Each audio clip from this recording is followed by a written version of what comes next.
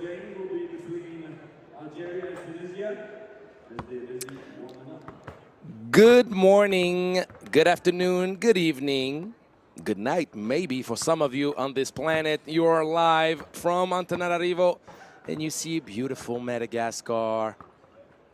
We had 24 teams to start off the competition, 14 teams in the men's bracket, 10 teams in the women's bracket, and now you cut that number in half. Only 12 teams remaining, 8 teams in the men's bracket for the quarterfinals. We have the semifinals ready in the women's bracket, and now it's pretty much what you've been waiting for.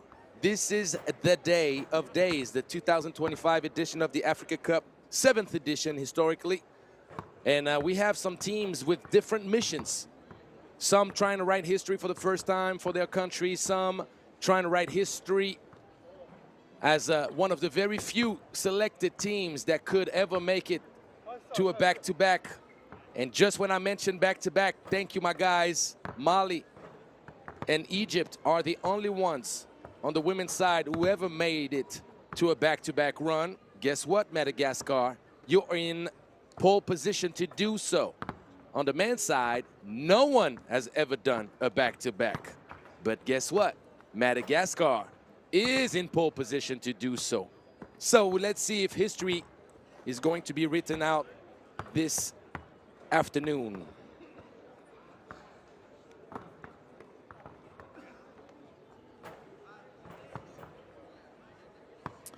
We're going to start off today with the men's quarterfinal action. And it's going to be Algeria and Tunisia. Some brotherly matchup. We're going to remind you of the rules of 3x3 with my main man, Kyle Montgomery. Yo, what's good? My name is Kyle Montgomery, a.k.a. the voice of 3x3. And if for some reason you still don't know the rules of 3x3, it is time to tap in. Class is officially in session. So on our half court, you've got 2 teams of 3 players with 1 additional substitute on the bench. Yo, what's up, sub? Can I check in?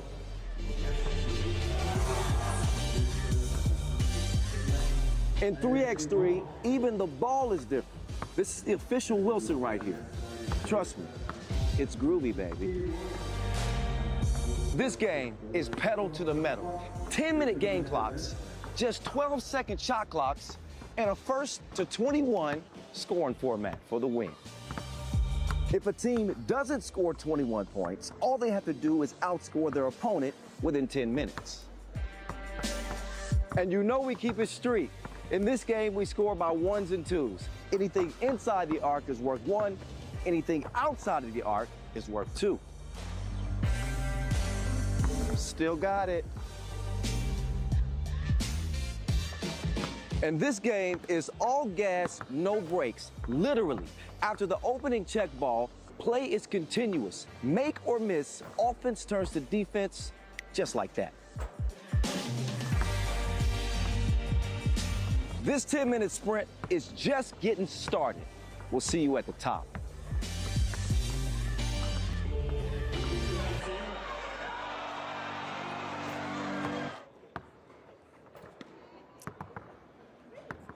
So the bracket would have it that the 2 favorites for gold, which are no other than Algeria and Madagascar, are on the crash course to match up in the semifinals. That's right. The randomness of the draw and obviously the impact of seeding made it that Algeria and Madagascar, who both finished top of their respective groups, could end up matching up before the final game. Thank you for the bracket. Algeria and Tunisia, Madagascar and Kenya, Zambia, surprising team out here against the defending silver medalists Rwanda and Egypt, with the awakened Democratic Republic of the Congo. If the DRC plays the same way they have in their last game of pool play, ooh la la, be careful, people, be careful. So, in Pool A, which was Algeria's pool, Algeria won against Seychelles 21-18. Seychelles had a great first matchup. and eventually collapsed against the DRC, losing at 22-12. The DRC winning big, earning its spot to the quarterfinals, playing impressively. But Algeria ate up the DRC like it was nothing, winning 21-8, perfect 2-0 record. No questions asked, no debating who the best team was. Now for Tunisia, out of Pool C, Tunisia started off right, winning 21-16 against Uganda, and eventually had to match up with Egypt for the last game of pool action, and it did not go well. And when I say did not go well, it did not go well at all. Losing 21-10. They had to learn the hard way what it means to play at the highest level at the Africa Cup. A learning curve, but there is talent on that Tunisia team. Let me tell you, Algeria, the top-seeded team in this competition, they have it all. They have the all-around smooth play, reliable play from Kamel Amour, the veteran pro player from France, just going to work. They have the thrilling, the exciting play from Zaid Yahyaoui, who is one of the most promising new talents on the 3x3 scene, 21 years old. And when you think of that U23 Algeria squad, the future looks bright. You have Farej Messaoudi, the 7-footer, 22-year-old. Even though Farej needs to do a better job finishing under the basket, and it's been quite of the challenge for him since I've known him back in 2022. But he's improved in many other facets of his game, and he's the first full-time professional 3x3 basketball player in the history of Algeria. And Abdelhak Ena, who's been much more discreet, a bit silent offensively, but he's doing all the dirty work, matching up tough against anybody defensively, making good passes, crashing the boards and earning extra possessions for Algeria. Now for Tunisia, even though Mohamed Ben Amour completely disappeared against Egypt, she showed a whole lot of potential against Uganda. Ben Amour, kind of like an old school post player, Kevin McHale-like. This is the things that I like. Big man playing big, down low. You have Youssef Diff, who's been quite efficient dishing the ball and creating for his teammates. Berached and El Kisi providing some much-needed help scoring the ball. So it's going to be an interesting matchup. Can Tunisia bring up the heat with the intensity, or will they undergo Algeria's madness? Because let me tell you, when Algeria starts filling it from long range, there's only maybe Madagascar that can keep up with them on the African 3x3 landscape. So we're going to find out how. Mohamed Ben Amour had 10 points against Uganda, 10 points and 5 rebounds.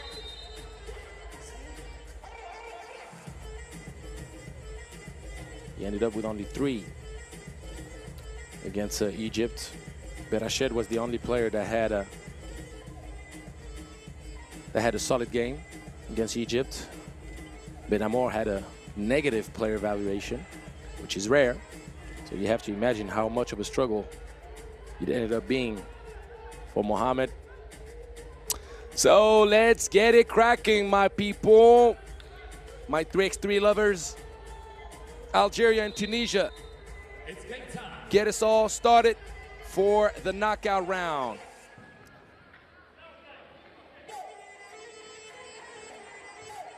Kamel Amour has been a menace down low, playing with his back to the basket all tournament long.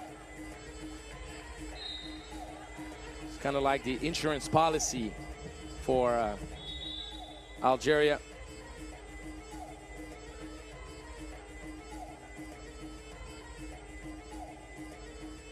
Kamel Amour had 7 points and 8 rebounds. Yahyaoui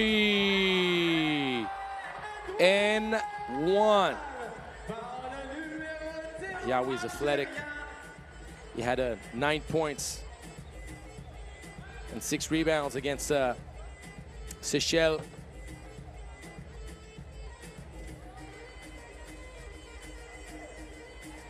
Also had 7 points against the DRC, but Kamel Amour was the difference maker with 11 and 5. Ooh, oh yeah, and a good hustle. Yahyaoui will spin around and kick it out. Kamel Amour messes around and misses the layup. Foul call in Algeria. Up to a strong start.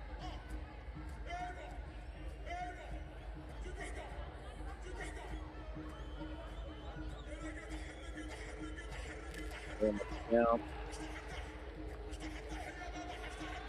Score is 4-1 for Algeria.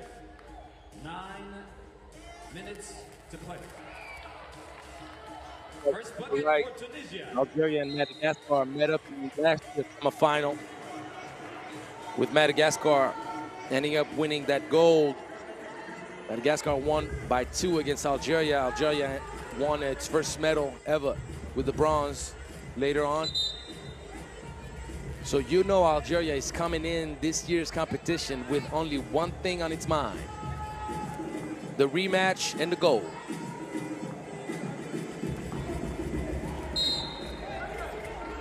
I don't know too many teams outside of Rwanda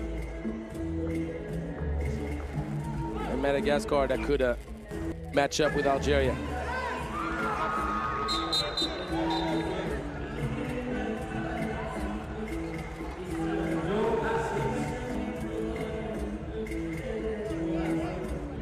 Coach talking about a clear ball violation, but it's not about the clear ball since it's an offensive rebound. It's more so, is there a shot clock violation? We're gonna find that out.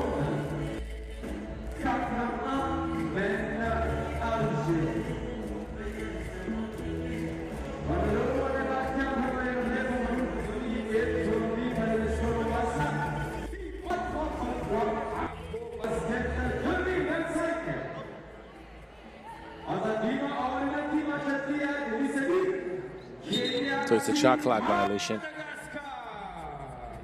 So Saudi's putback will not count.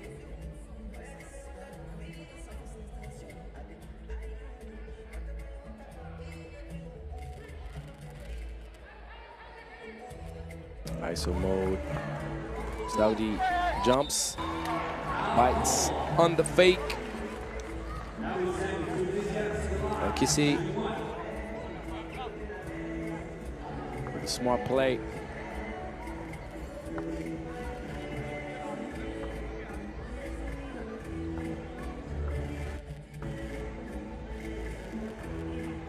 Kissi misses the free throw, and not matching up on the free throw is usually costly. This time around, Tunisia is a bit lucky. Nice. The hang time. Going with the left, MJ style. And Skander Berashed with the extra free throw. And finally, somebody woke up, and I like the fact that Deef told El Kissi, match up with Yahyaoui right now. With that type of voice, that tone. Uh-oh. Saudi luckily takes control back of the ball, back to a 2-point lead. Oh yeah. Put the lead on the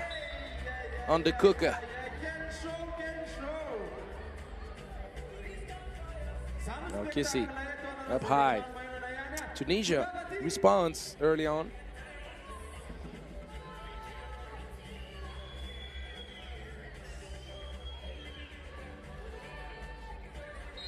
And that's not going to be an and one. The foul, Benamor, a little bit late on the help side. It was a dangerous pass attempted by Yahyaoui. Kind of had made his mind up. Saudi putting a lot of ball pressure. The Algerian big man will move his feet. That's a great resilience shown by Berached. Sticking with it. The longer Tunisia can stick around, the more Algeria could be doubtful late in the stretch. But Kamel Amour, I told you, the insurance policy for Team Algeria has been absolutely spectacular. It's going to be a 12-second shot clock violation. Good defense by Algeria.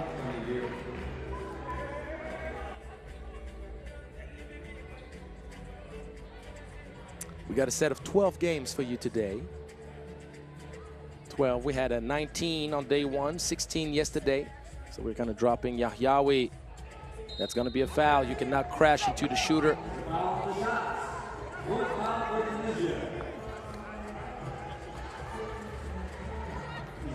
It's a good opportunity for Algeria to pull away.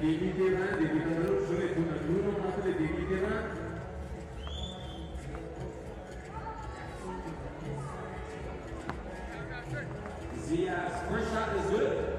9-5 Algeria. Yahyaoui 16 points in 2 games. Second one is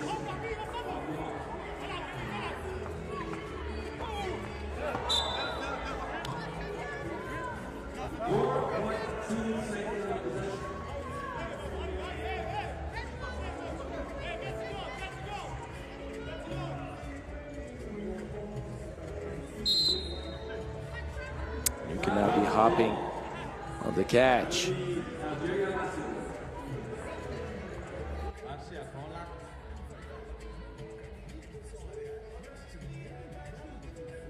Yahyaoui on an island.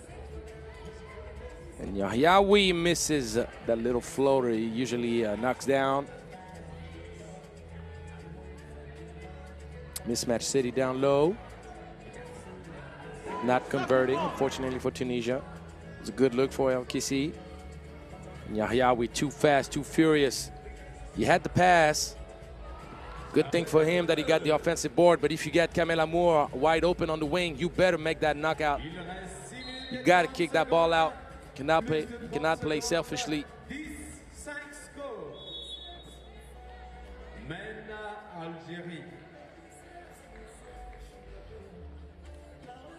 score is 10-5 for Algeria with 6:35 to play. Our next game is between Madagascar and Kenya, still in the men's category. For the finals.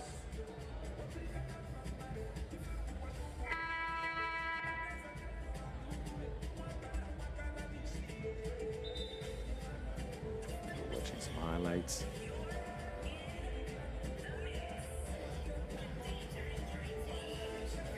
Tunisia needs to find a way to stay close. If they give any room to Algeria to build up a big gap, the Algerians are not going to look back.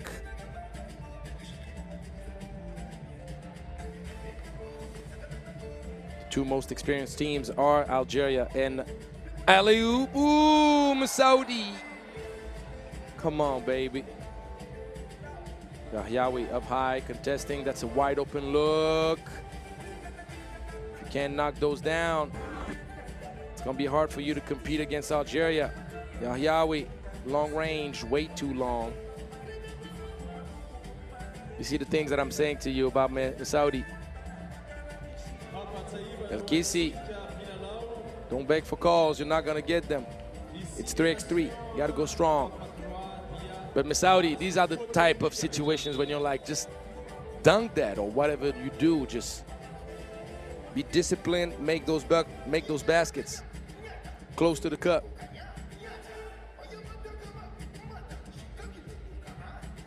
And we're forgetting that Saudi is only 22-year-old. Two-man action. There's a foul. Fourth team foul against Algeria.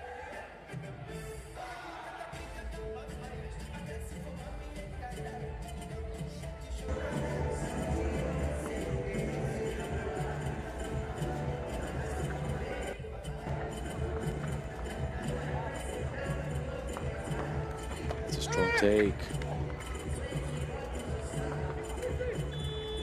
Wow, good touch the rim, didn't it?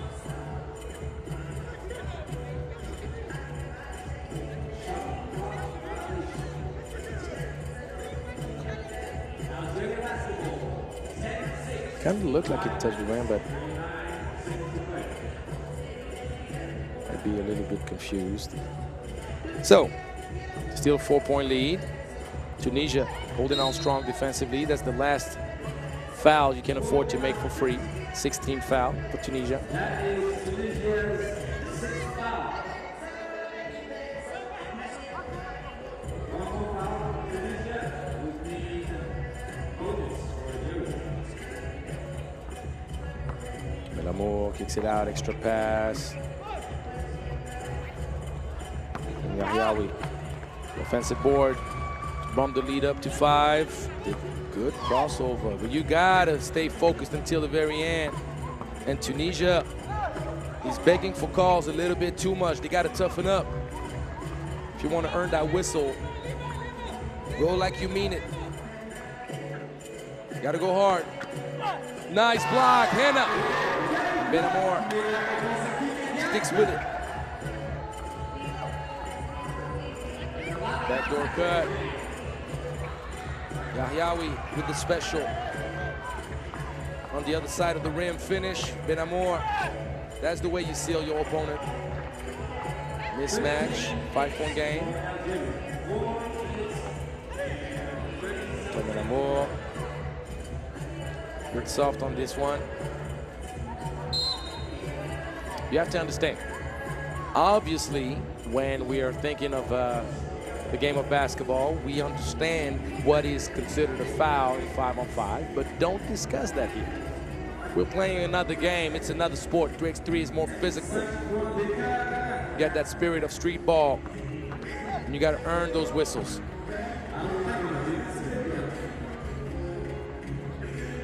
Yahyaoui off target. Saudi. Oh yeah, man, Saudi, we see you! It's not Paredes Saudi, it's Nicola Saudi. If you understand who I'm talking about. I'm almost going to call him Arvidas Saudi. My man. Obviously, I'm referring to Nikola Jokic and Arvidas Sabonis. If you don't know, the all-time greatest European centers that we've ever had, then Google is your best friend. YouTube. ChatGPT, whatever you use to go get your information. Get out there. You'll thank me later. That was a nice highlight right here. Up 6. Algeria is starting to feel pretty good. Mismatch City. And Miss Saudi. Lacking toughness on the finish. Good thing Kamel Amour is here. Kamel Amour should have given the ball back to Saudi, who had sealed Benamor in his back. Doesn't matter if the big man misses one. You got to keep faith in him down low. Uh-oh, Saudi. Uh-oh, Saudi! You knew he wanted to make up for those missed layups. That's going to be the 7th team foul. Saudi is a good free throw shooter. It's pretty reliable.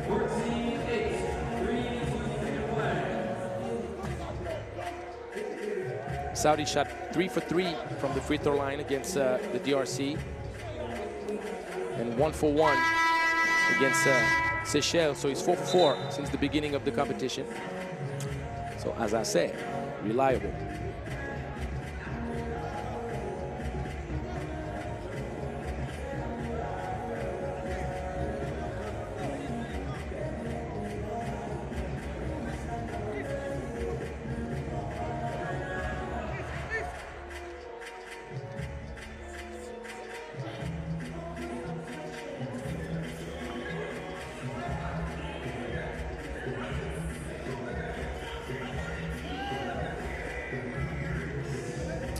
Saudi now 5 for 5.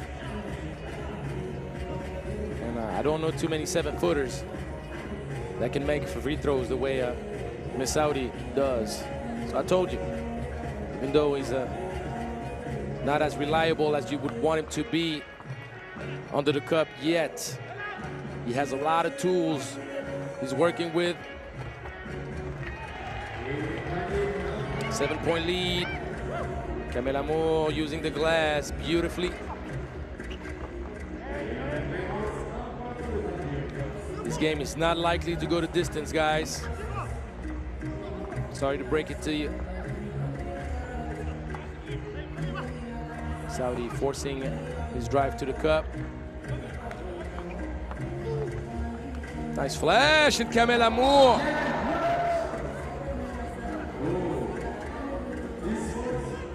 He's called for the foul.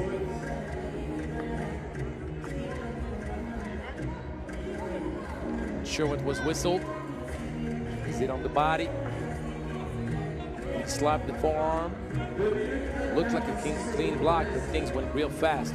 Not gonna deny that. The missed free throw. Him in action.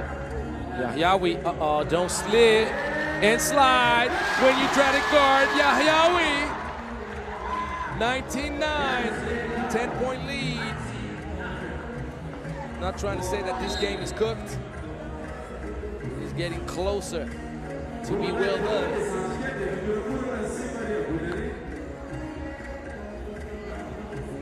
And now with the foul, a little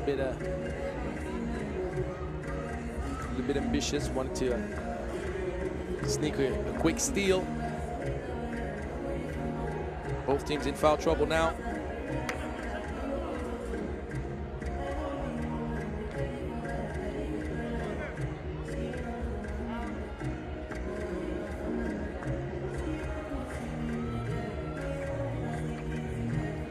Eight-point lead, 2 minutes 25. Yahyaoui tries to go for the kill shot. A bit ambitious.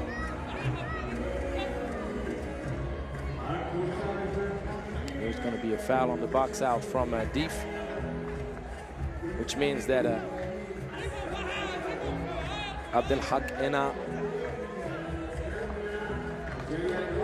who, if I'm not mistaken, has not scored. I remember that he didn't score against Seychelles. Let me check it if he scored against Congo. No, he hasn't scored a point yet in this event. So these 2 free throws are his first 2 points. He's excited.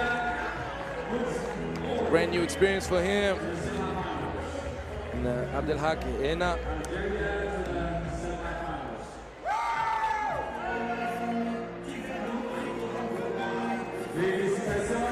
Coming out, 21-11. That was a one-way street, wasn't it? Tell you what, the next game coming up, Madagascar, Kenya. Madagascar will have its hands full if they manage to qualify in the semi. The road for a repeat shall go through Algeria. Now, let's not get it twisted. Kenya is a team that has some tools as well. So let's finish up those highlights and project ourselves for quarterfinal number 2.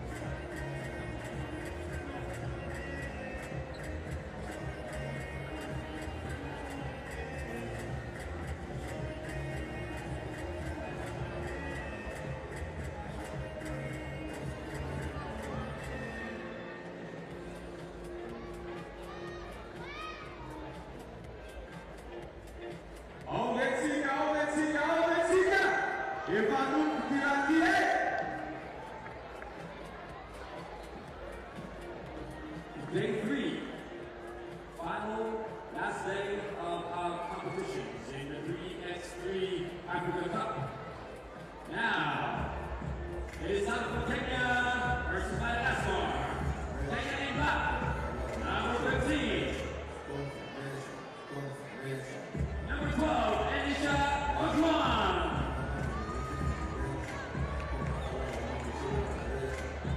Number 2 is Martin Oma.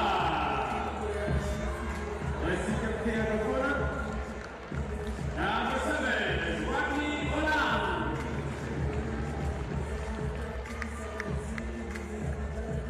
And lastly, number 4 is Dennis Okocha. Voici capitaine de l'équipe de Kenya. Kenya in black, Team Blue.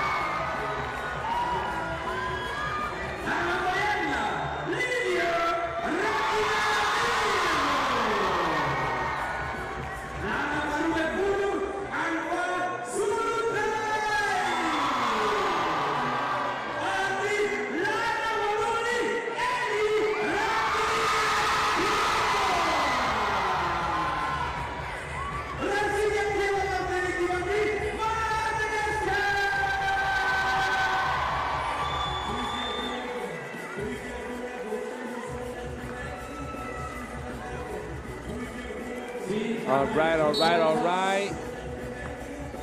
Madagascar at home here at the Palais des Sports et de la Culture, Mahamasina. We are in Antananarivo, and Kenya will face its biggest challenge of the competition. Kenya had a split record, winning against Zambia 21-18 in a pretty fun game to watch, let me tell you. That was fun.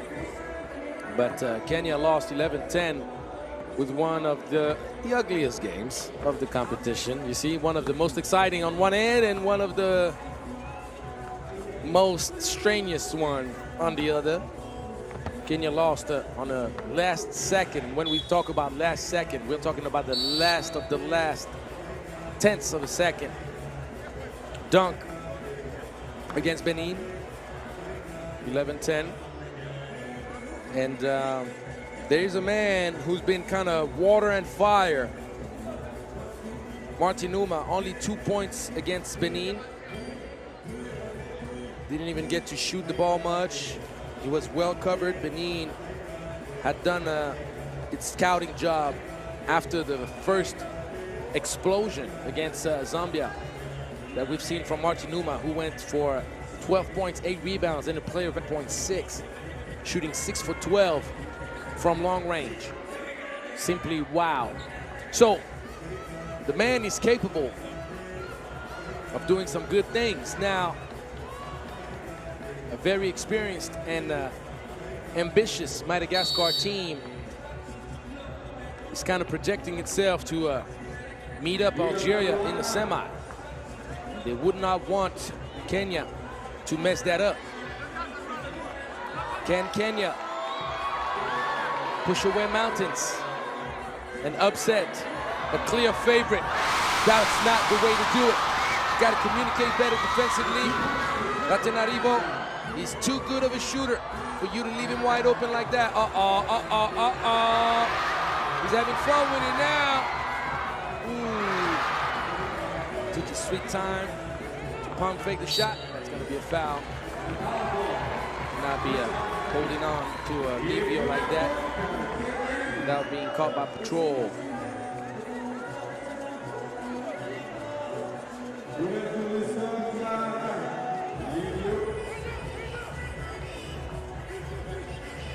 Another open look. It's danger looming if you allow Madagascar to shoot freely. That's a nice take. Ojwang, one of the most athletic players in this competition. The pace. The pace. It's not about going fast all the time. It's about switching gears. Nice driving kick, wide open, top of the key. No.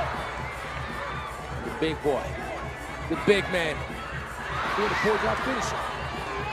Been giving a lot of credit to Solondreni and Rasolo Manana in the first 2 games. Eli, no sir.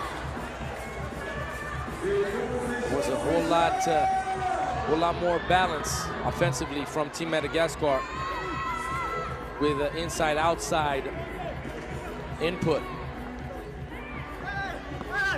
Eli makes it look easy, doesn't he? That's the way you're going to guard him. It's going to be a long game, or a short-lived game, actually. Madagascar will go to 21 fast. We remember last year's final against Rwanda with Madagascar winning 22-3. No, I didn't bug out. 22-3. That was the final score. They went absolutely insane from long range. That's a strong take. Uma will need to put out his best performance of the tournament to send Kenya to the medal round.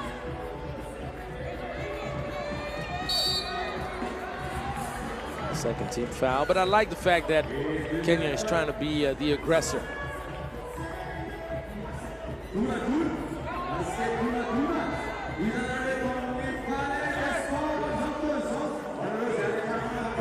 Ojwang, good defense, but ends up being a foul call.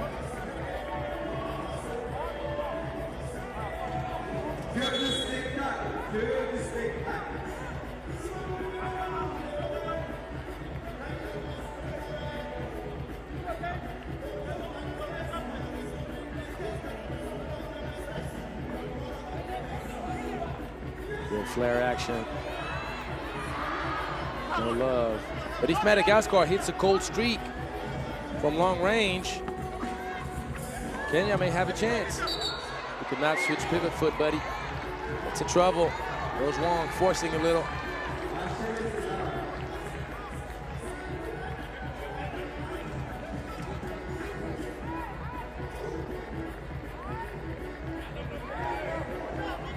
Well pass. Eli missing. It's a strong drive, baseline. Uma coming to life. Mandira Mamperona missing, and right now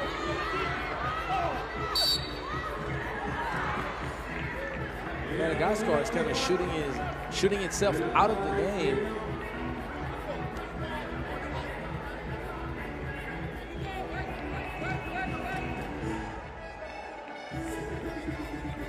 Good thing though, already 14 fouls against Kenya in less than 3 minutes.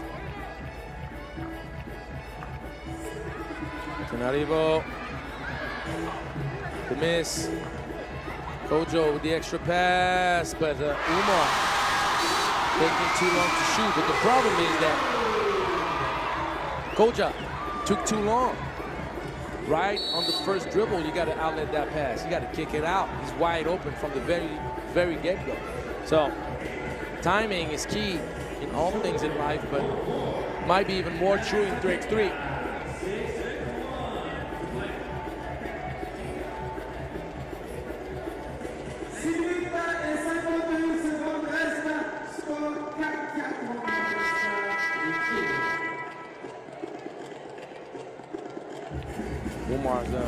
Umar's done a great job being aggressive. For now, Madagascar is not giving him any type of daylight from long range, but the kid is a triple threat. Can also take it to the cup.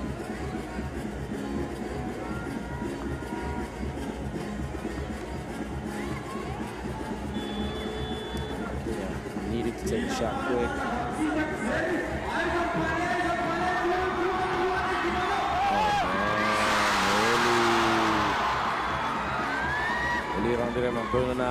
Just going to work. And so is Uma. We have a duel. Good old Western cowboy duel. Longreni will destroy the court.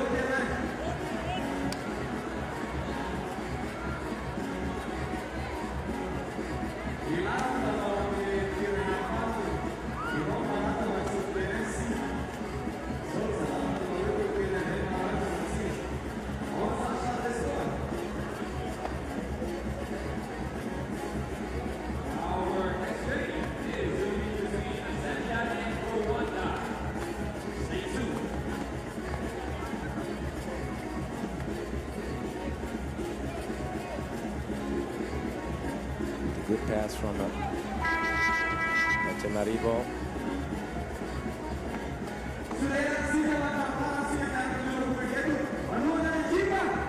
Technical team did a good job rebuilding the messed up spot. Flash. Was wrong. Euro stepping all the way to the cup. That's unfortunate. He did the hardest part. Good feet inside, and a good job from Antananarivo to seal, hold position, and convert.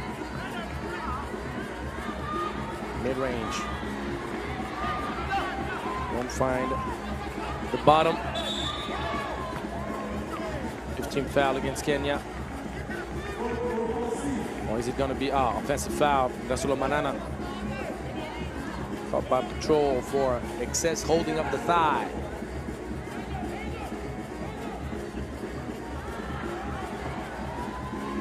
Open at the top of the key. Ojwang needs to knock some down. 0 for 2. On target, flat.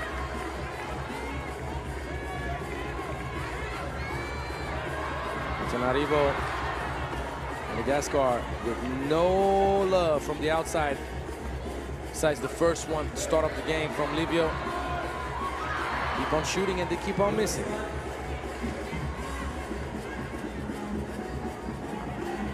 Algeria paying close attention. Uma left his feet. It's not the first time in this tournament that we've had a kind of a funny highlight or low light from Uma. He's a known leave your feet and try to dribble again offender. Let's just say that. Turnover, they did not clear. Better watch out, they did not clear. Well, apparently they might have. Not sure. That's going to be trouble.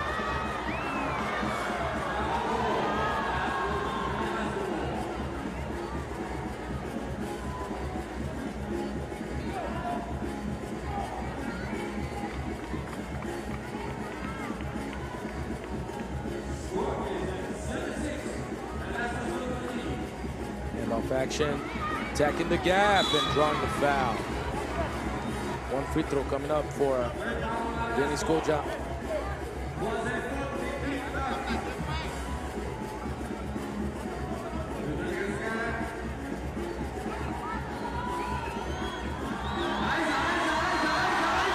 It's not the most offensive packed game.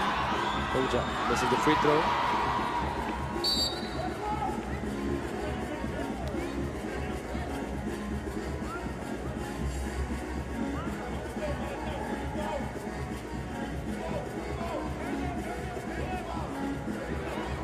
Kenya still in the game.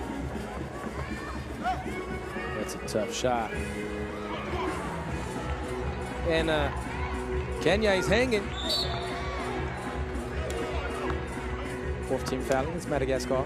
Kenya is hanging around. And obviously, when you live and die with your outside shooting, you know what that means. If you miss, yourself in trouble. Nice. Kick out from Uma Koja. The hang time. Ooh. Good hustle. Madagascar keeps on missing. Ojwang. Boom, boom, boom, boom, boom, boom. There is no permit to go dunk in the paint. Double paint. Not only do you get blocked, but you get scored on right back with Solondreni, top of the key, draining the two. That could be a momentum shift right there. And one. And there's a big difference. Big difference. When you have the Malagasy's big boys going to work, both defensively and offensively. There's no denying the impact and importance of Elirondria Mampurana and Livio Antananarivo. But when you find that balance, feeding inside, you are not dependent on your outside shooting. And not being dependent on your outside shooting makes you even more dangerous because you can beat out teams multiple ways. That might be that step up that Madagascar needed. Can they keep up with that strategy, knowing that they've shot a tremendous amount of twos already? Solomanana misses, but it's a three-point lead for Madagascar.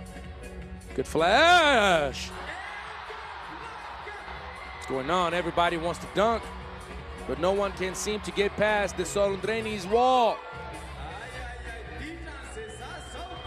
Eli will kick it out.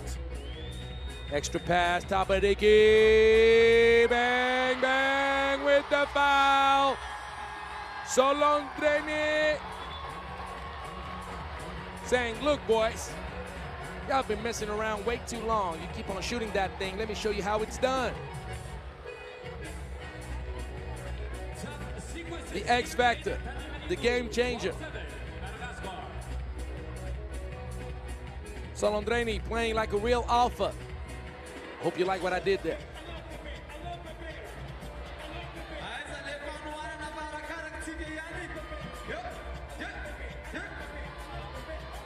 If Kenya now reverts to playing one-on-one, that might not be the right look. Madagascar is too good of a team defensively to allow those one-on-one situations to pay off.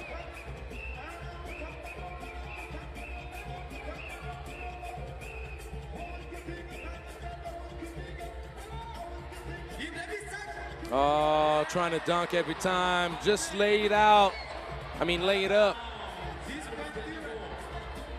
These are missed opportunities. You're by yourself, buddy. If you want to go dunk, why not? But you better make sure you got enough energy in those legs. If you don't, then you allow for the cushion in favor of Madagascar to keep growing.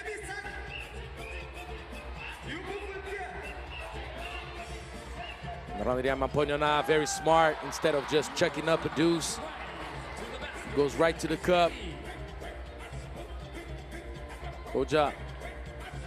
Sweet move, but no love.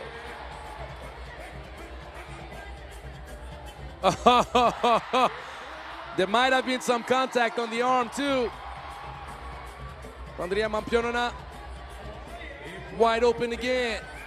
Oh yeah, let's go home or let's stay home. 17-8. Kenya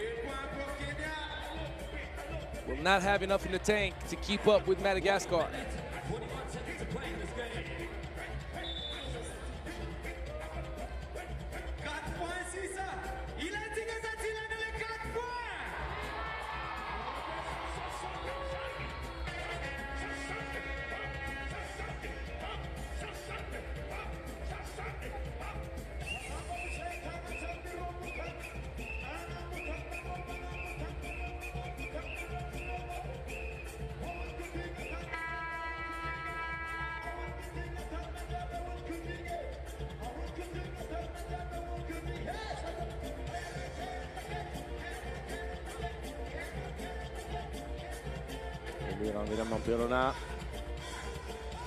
Going to work. Eli had 10 points against Rwanda. He was the man of the hour, and he had also 8 points against Botswana. 18 points in 2 games. And when it rains, it pours. It's not stopping now. Kenya dealing with, Solondreni, frustrated. Another issue with the courts here in Madagascar. Slipped. Hurt his elbow a little bit.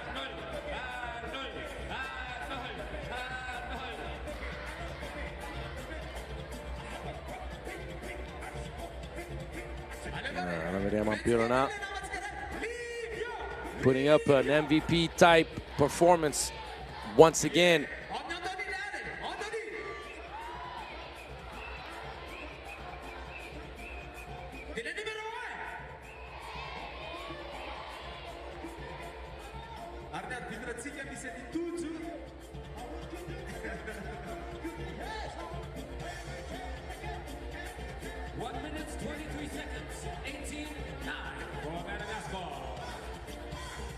Eli's was the second leading scorer of the competition going into this game. Averaging 9 points per game, just behind Miro Taha from Egypt and Justin Uwitanze from Rwanda. Both had 19.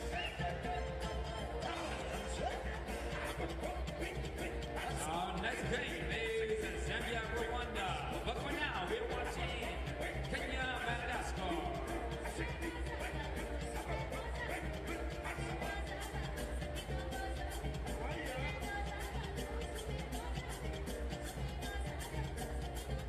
We haven't had any issues with the flooring in the first 2 days of competition.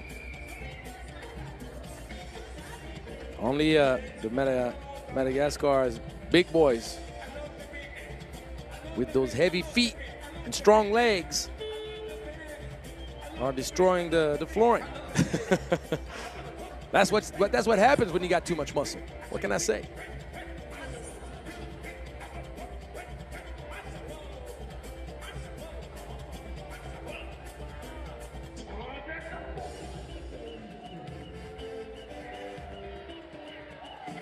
Uma. Get up towards Wong. It's a tough shot. Box out by Solondreni. Solondreni, big boy. Can't put the finishing touch. But the ball.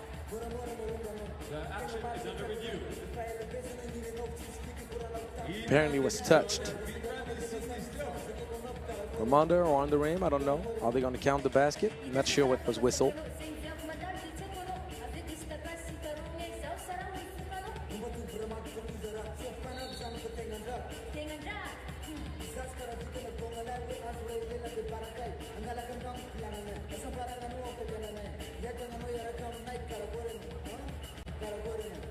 So the bucket counts, 10-point lead, 1 minute left.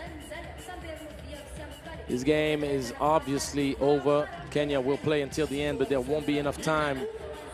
No opportunities offensively to make up that gap. Madagascar still has 2 fouls to give, and that's a quick shot. Solondreni said, I've had enough. Let me put an end to this game. The slipping and sliding, crashing to the floor, had me mad as hell. Let me show you guys the way you shoot it. Solondreni. Big time.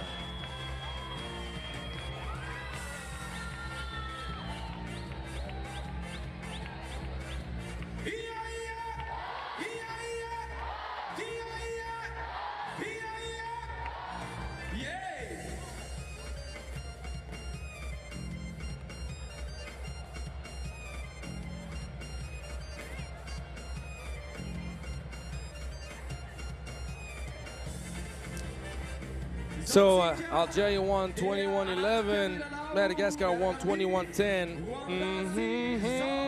If you didn't know, that could have been a final It's not going to be a final that we're going to have. It's going to be a semifinal between Algeria and Madagascar, the rematch from last year's semifinal that ended up seeing Madagascar win this game 20-18. I cannot wait. I cannot wait.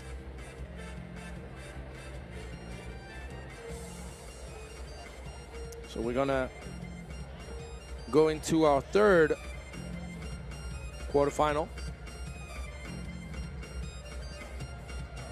which is Zambia against Rwanda. Coming right up.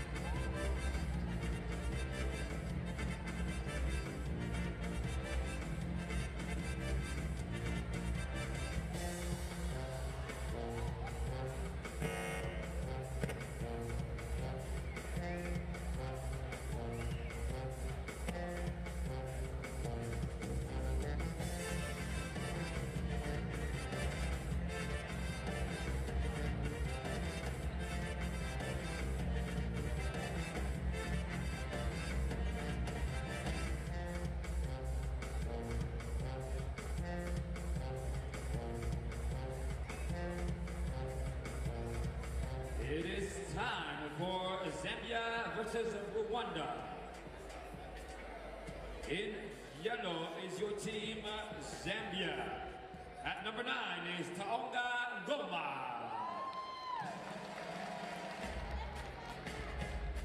Number 10 is Tatenda Mutepuka.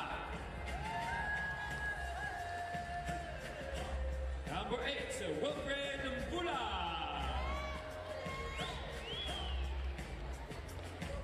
And number 6 is Collins Simeoti. Looking black and yellow is Team Zambia, Team Photo.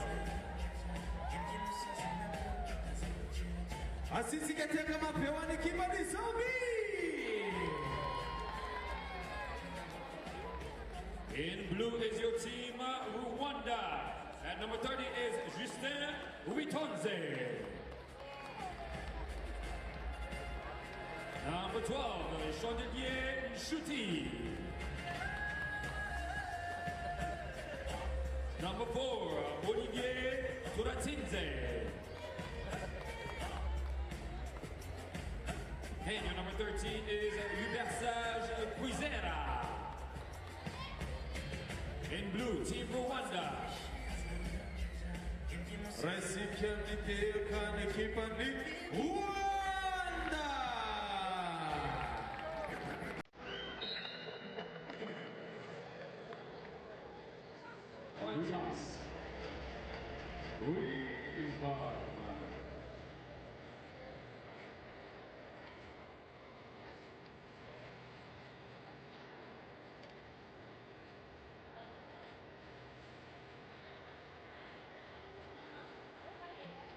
Rwanda will have the first possession.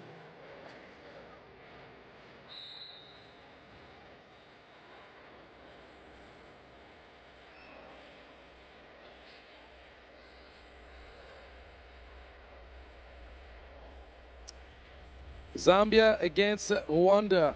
And let me tell you, Zambia has been quite surprising, finishing top of the group. Yes, you heard me right. Don't act like you didn't know. You followed the action with me. Yes, Zambia finished top of Pool B, ahead of Kenya. Benin, who came in with a lot of ambition, finishing 4th last year, did not even make it to the quarterfinals this year. Got to go back to the drawing board. But now, talking about Zambia, you have to give a whole lot of credit to a team that plays with a lot of heart and a lot of quality. It is the way it is. Quick guards, sweet outside shooting, aggressive defense. But now they're playing against this man right here who has started every game making his first 2-point shot attempt. That's the first time that he's missed his first shot attempt. Witonze, second leading scorer of the competition, averaging 9.5 points per game. You want me to say it again? 9.5 points per game. One more time? No, I won't do that.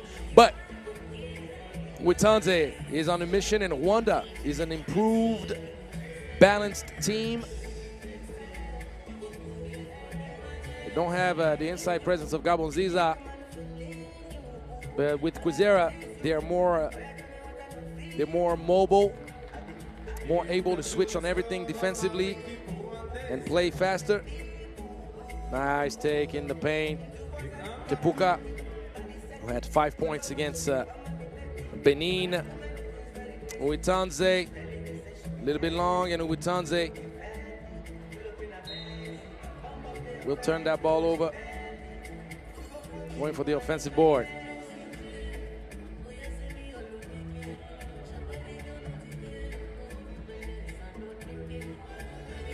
Taunga Ngoma,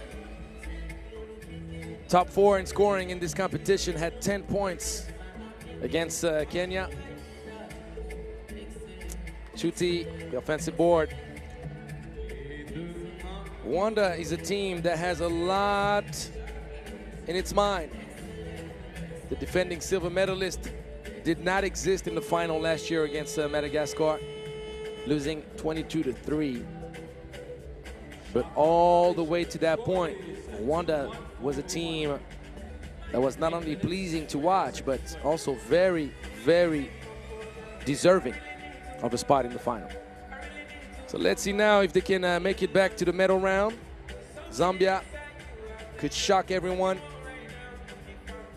if they were to upset the defending silver medalist. Good lob pass, beautiful. Quizera, smart play. Rwanda will have size advantage with Nchuti down low. And so will Mutepuka for Zambia against Quizera and Turatsinze. Good take, Rwanda back up to Quizera. In a really good game. Good kick out pass. Oh, I did not know your game, Mutepuka. At the end of the day, Mutepuka has not attempted a two-point shot since the beginning of the tournament. His first attempt finds the bottom of the net.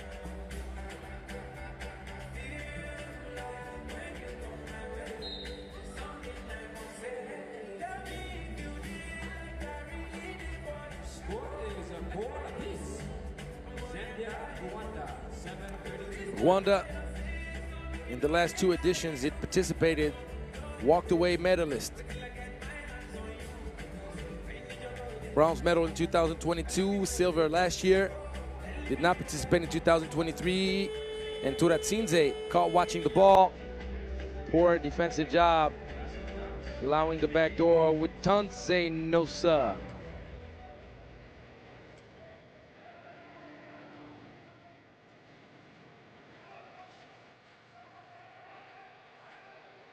Good feed. A two-man game, but you cannot spoil dessert that way, my friend.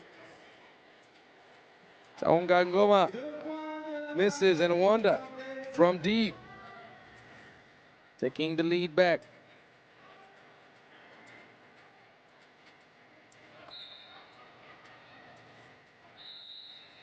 We're gonna have the first TV timeout.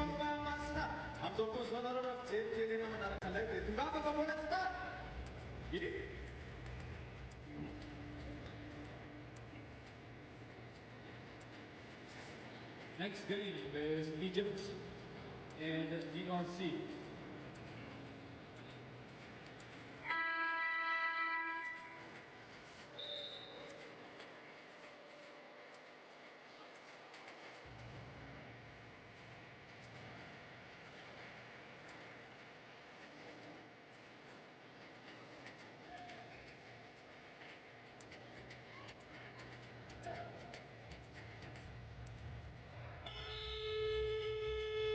You gotta stay aware of the 12-second shot clock at all times. If you don't pay attention, you turn the ball over.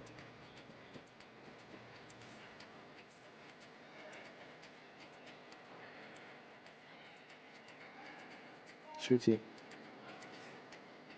Try to sneak one past the defense, and this time around, he puts the right English on the glass. Ngoma. And right back at you. You cannot lose sight of Uitanze. Finally getting one to drop. Good hustle. Simeoti. It's going to be a moving screen on the handoff from Shuti.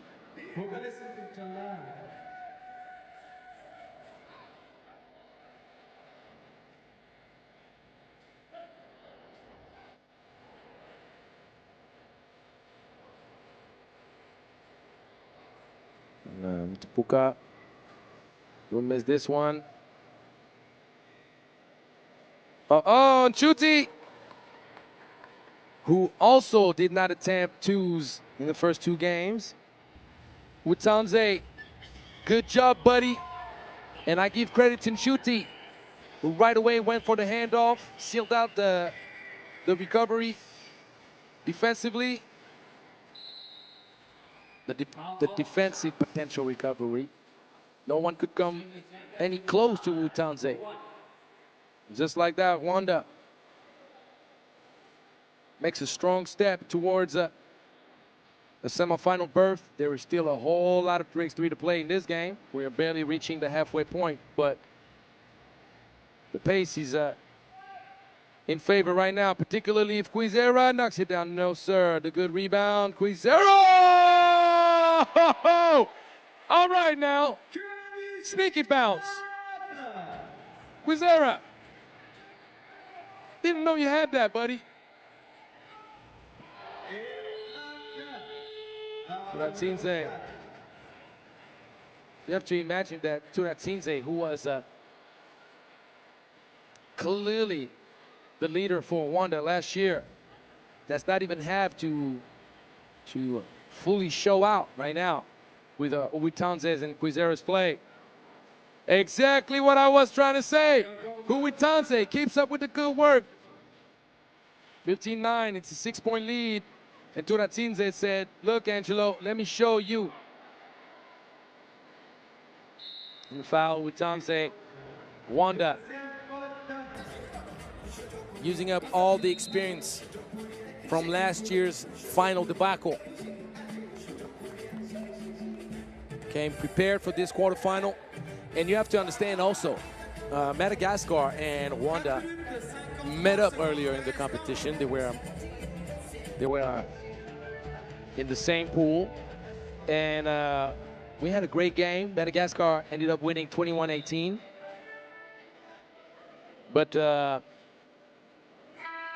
we had a different type of game. Nothing that looked like last year's final. And the reason why Rwanda lost, and we see that hammer banger.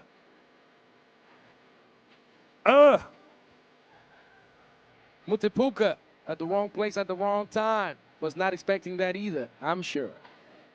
But the reason Rwanda lost against Madagascar in pool action, they shot 5 for 22 from deep. When you shoot that poorly, taking that many shots, well, it's tough to win. And they still were in the hunt, though. 7-point lead. Uitanze, no hesitation, as you can expect.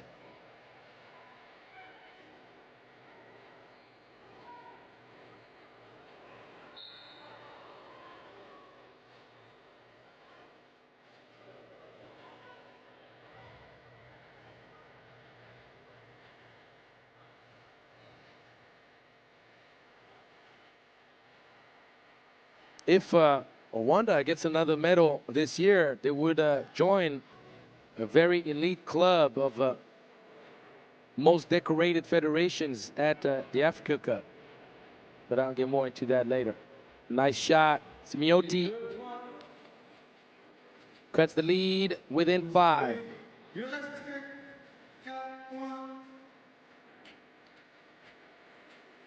Simeoti had a 7-point outing against Kenya.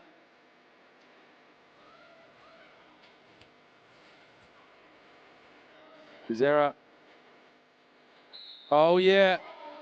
Quizera.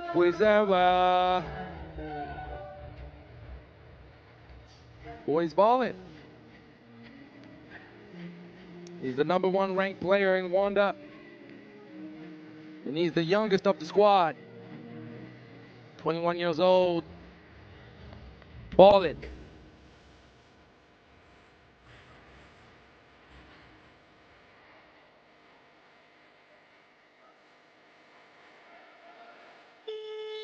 12-second shot clock violation.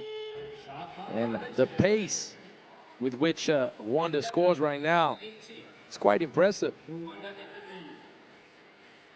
We just reached the second TV timeout in this game, and Rwanda is only 3 points away from the win.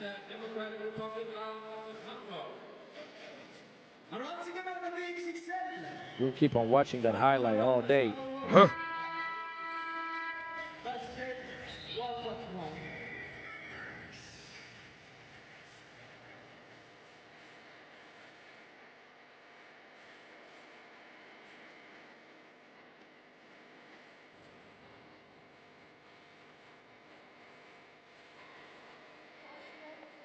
Point lead. Utanze. Oh, the big bucket, Quizera. What an offensive rebound. Jumping off 2 feet, too. And waking up maybe a little too late. And Vula makes it a 6-point game, but that's going to be a double dribble. I thought you could get away with it, my boy, and shoot. No, you cannot. Well, there is more than enough time to make up the gap, but is there enough defensive firepower to prevent Rwanda from scoring 2 points in the next 3 minutes? I don't know. Turatsinze for the kill shot. Turatsinze! 21-13. All right. All right. 21-13. Félicitations à l'équipe rwandaise. Alors, The favorites came out to play and are showing out.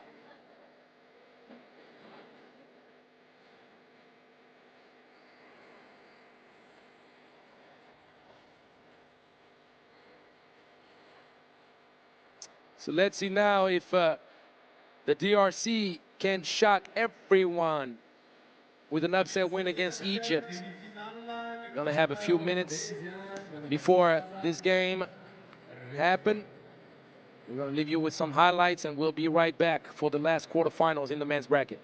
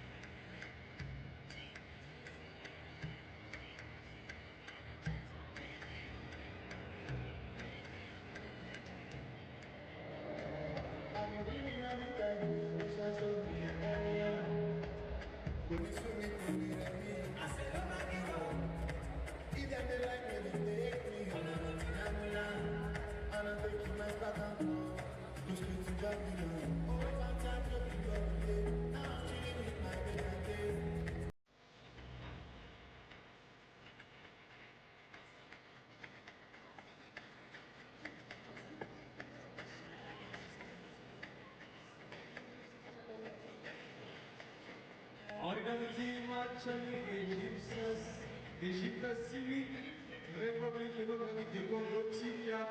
Imiantoke ny folo minitra dia avy eo manoso amin'ny lalao iarahana amin'ny Madagascar sy Kenya sokajy vehivavy le demi-finale.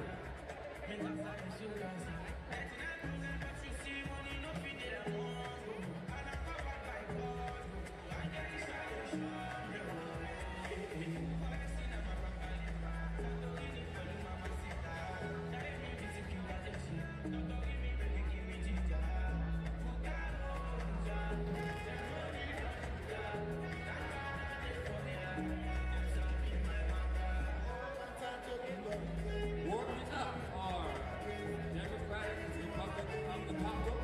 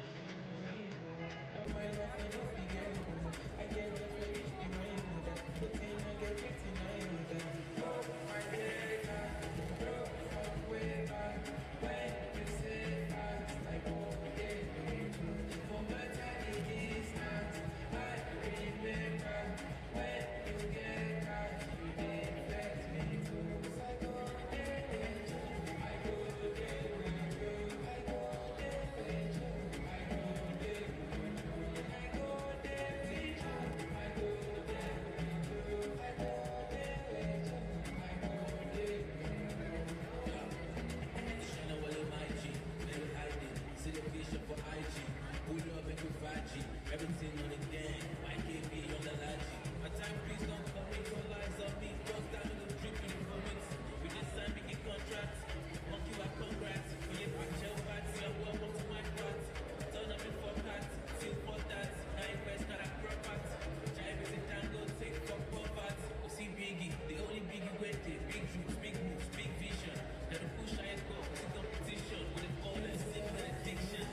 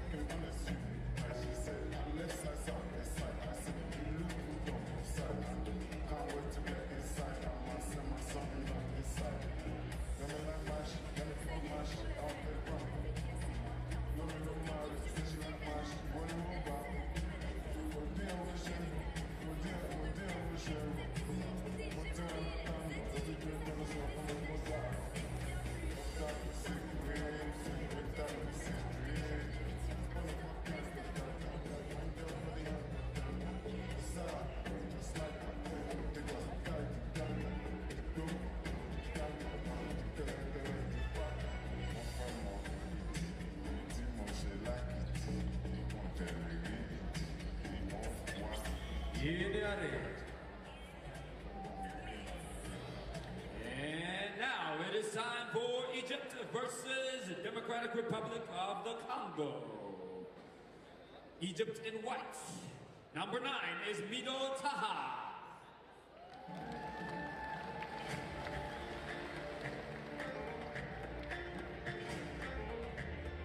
Number 34 is Mohamed Yasser Taha.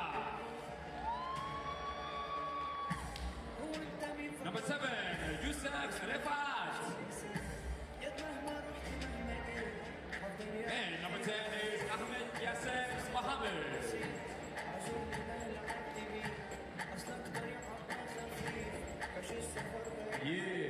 Racing attack ma bene equipa di Egypt.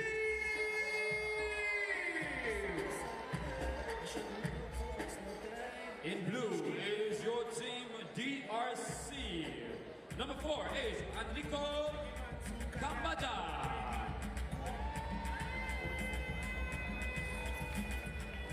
Number 3, Van Fataki.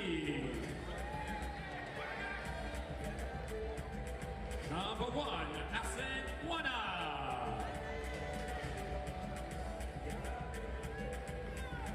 And your number 2 in blue is David Akin.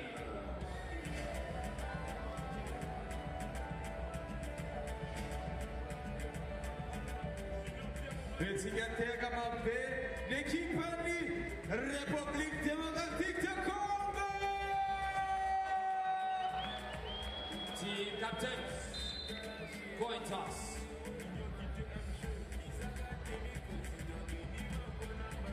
Team captain, coin toss.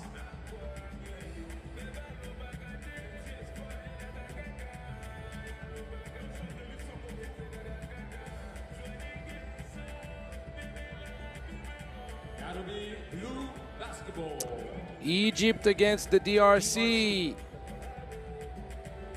Egypt has not really been tested in this competition so far, winning easily against Tunisia 21-10 and winning just as easily against Uganda. They could have finished in 21, but they kind of played nonchalantly the last minutes, forcing up deuces and not really attacking the rim or trying to finish with the single point shots as much as they could have.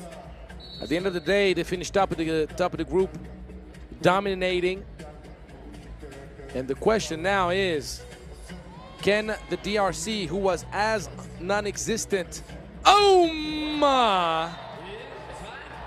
They were as non-existent against Algeria as they were dominant against Seychelles. So the question is now, which DRC are we going to see? And we have the start of an answer with Frank Fataki dunking it out. Fataki tried to go for back-to-back buckets.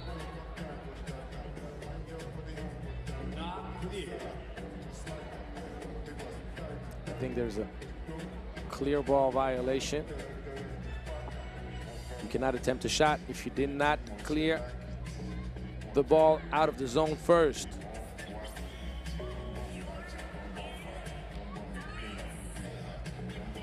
Finishing strong, taking his time. Mohamed Taha gets the bucket. You cannot play around. He did not clear, did he? Good call.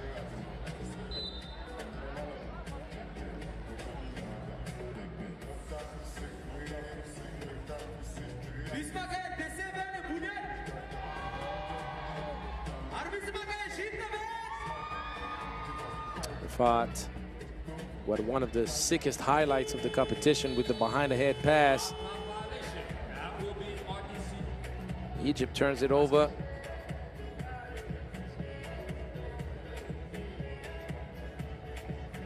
Egypt did not medal last year for the first time in 3 editions. They won the gold in 2019, lost in the final against Madagascar in 2022, and won in 2023.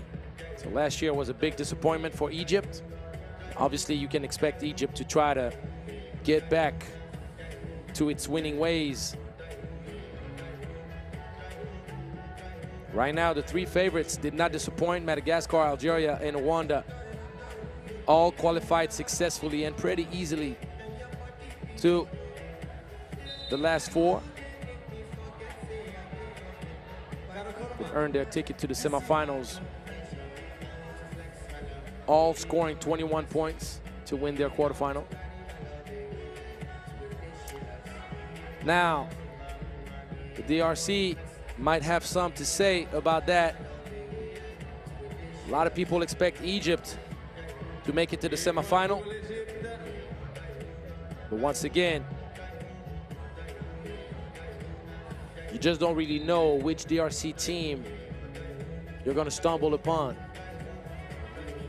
Because the team I saw against Seychelles was not the same team I saw against Algeria.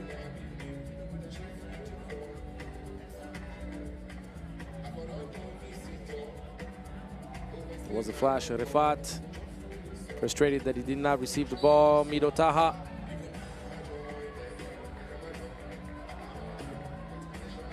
Foul was on the ground. It was before the layup.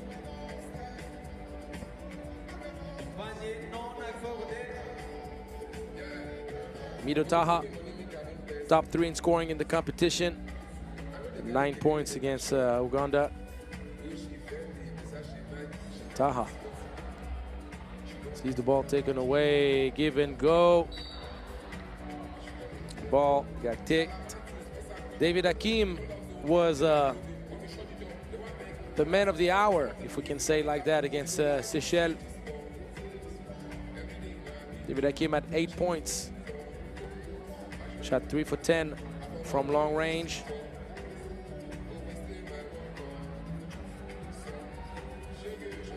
Nice pass. You gotta love it. High IQ play, David Hakim. He did not make the pass on the previous one, or he held on to the ball too long. This time around, he made up for it. And both options were good. I mean, wide open shot from a good shooter or a wide open layup, but no need to rush. Show your teammates some love.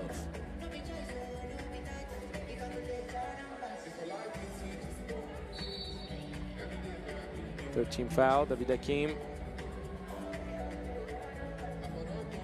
Over pressuring Mido Taha. And against Seychelles, everybody participated to the party for the DRC. No one scored less than 4 points, which is pretty rare.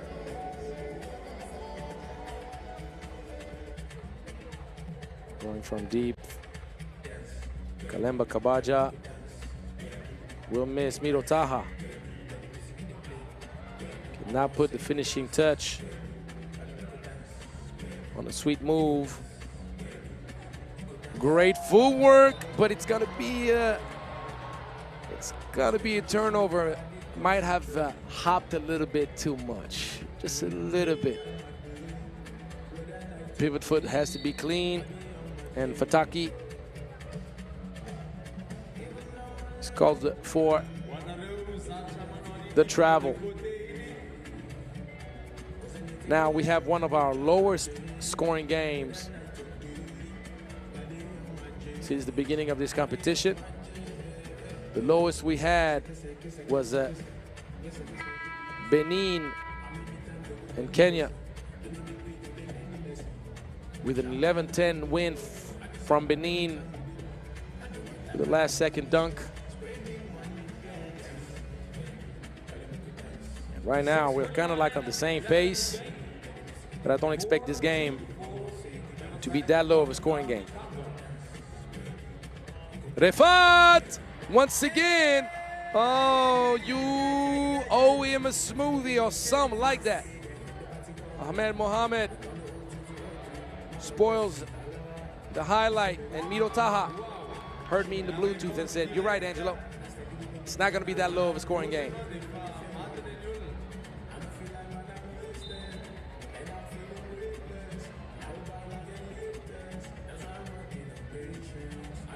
Ahmed Mohamed, we have to talk about this missed layup.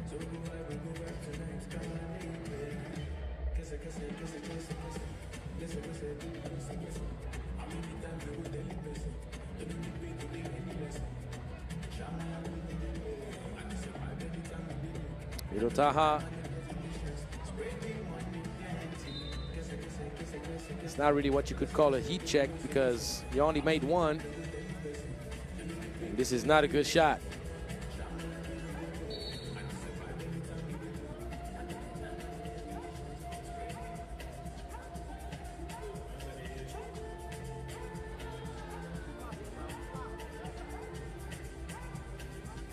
David Akim takes it at the rim. Kalema Kabaja cannot put the lead on this missed layup. That would have been a crazy tip jam. And that's a great take for Taki. Gives the lead back to the DRC. Fake handoff and trying to go for murder out there. Oh, that would have been absolutely nasty. And Mohamed Yasser Taha will not get the highlight to put on YouTube and Instagram and whatever social media platform he favors. But he will have a free throw to try to tie the game up to 5 as we reach the halfway point, and he misses that free throw. Nice ball movement, extra pass, special. David Akim, a good position for the offensive board. And that's going to be the second team foul against Egypt.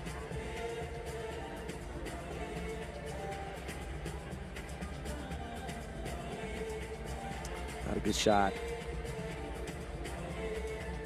This one was forced. Defensive coverage was there from start to finish.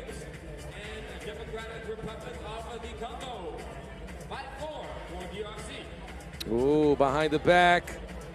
That little kick out pass for Rifat.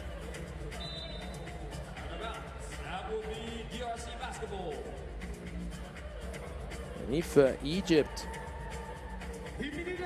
keeps on struggling from deep, there is room for the Democratic Republic of the Congo to find its way to the semifinals.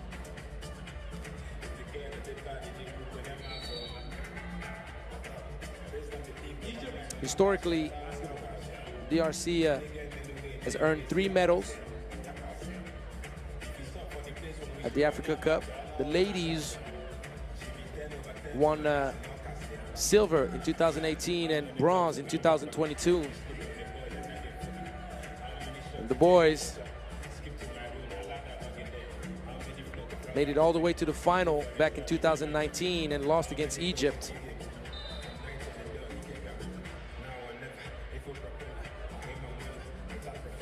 So it's been a while since we've seen success at the Africa Cup.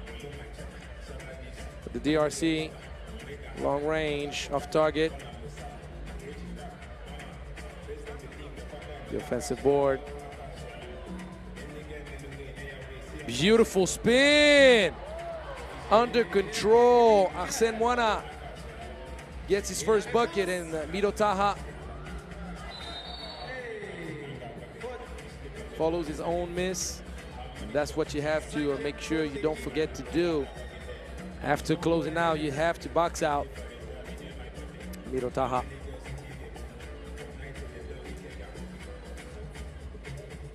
Draws the foul.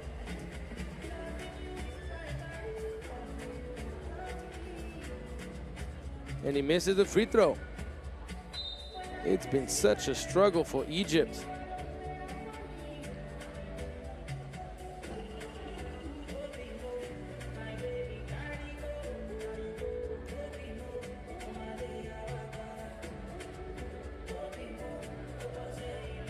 Nice flash. You need to play much tougher. 2 in the corner, no sir. High altitude, beautiful pass, extra pass, and the DRC could have taken a 3-point lead, but how do you miss that? Andreko Kalamba Kabaja. Just like that, instead of having a 3-point lead, it's back to a tie game. And the turnover right after Andreko. He's upset, understandably so.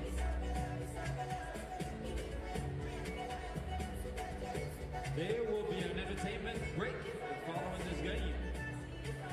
After the Madagascar, Kenya in the women's category.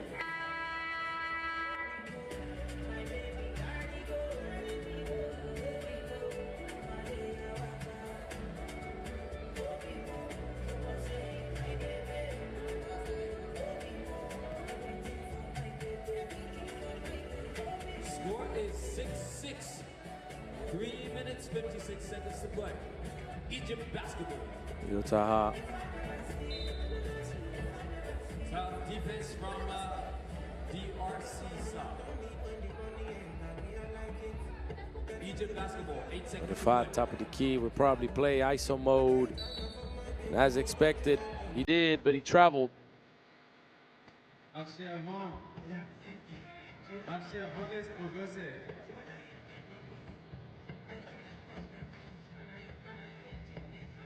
David Hakeem, keep the ball on the move. Good pass. And David Hakeem misses another layup. And the DRC is also struggling to put the finishing touches on all these opportunities close to the cup. And as you see, the stands filling out. Still some more people that will join to watch the event as Madagascar made it to the semifinals in the men's bracket and is in the semifinals. In the women's bracket, the Rifat, tough bucket, 1 point lead. Short-lived, David Hakeem right back at Rifat. And Yasser Taha misses.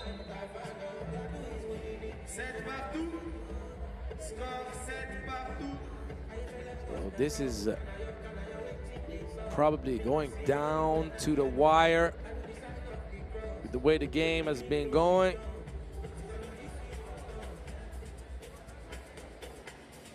And a nice little dump off, and Ahmed Mohamed lacks a bit of toughness. That will be the 6th foul for. It's only the 6th foul, you only get one.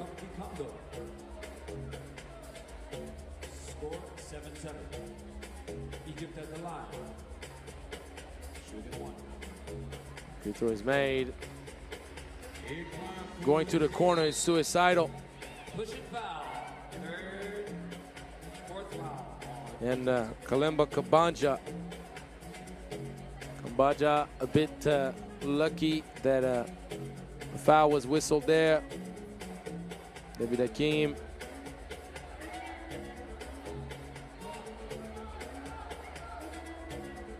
That's a huge bucket for Mwana, tying things up to 8 apiece.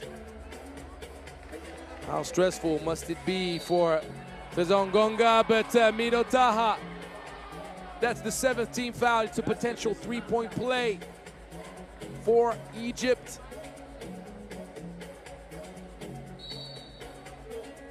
Timeout requested by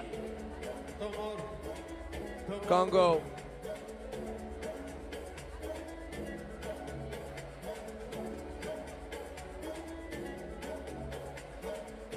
Whoever gets past this game will move on to the semifinals. Orinati Larantia de Anaraka Show. Show B-Boys.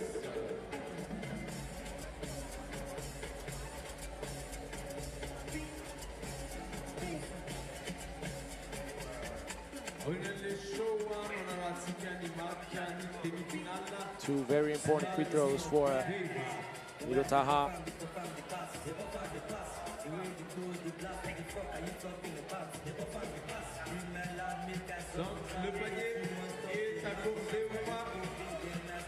Oh. So the foul was on the ground. The basket did not count.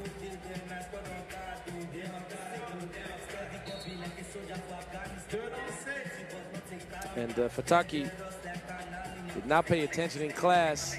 Didn't get that it was the 7th team foul, which gives Mido Taha 2 free throws. So no 3-point play, but still It's a 2-point play thanks to the free throws. 2-point lead. David Hakim to tie things up. No, sir.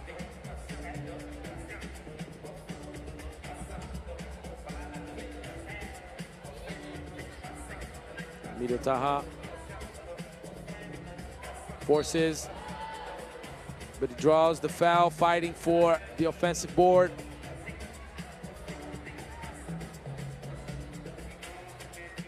And Kalemba Kambaja Sending Mido to the line for 2.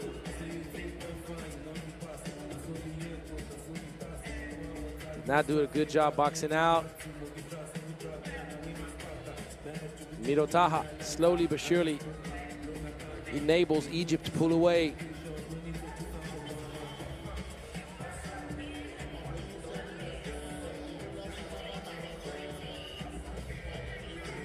Four straight free throws, 4 straight points, 4 points advantage.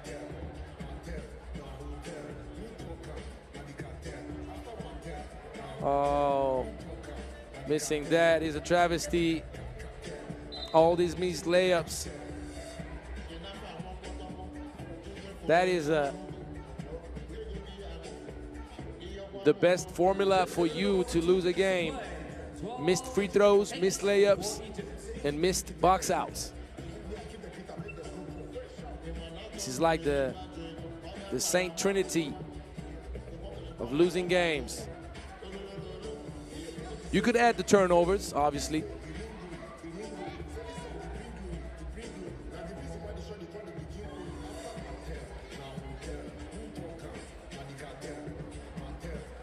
Ball stolen. David Hakim probably would have had better chances taking it himself. It's still only a 4-point game. A minute 28 is a long time. Good pass. 3-point game. There is enough time. You just can't afford to foul. And that's an offensive foul. We saw it.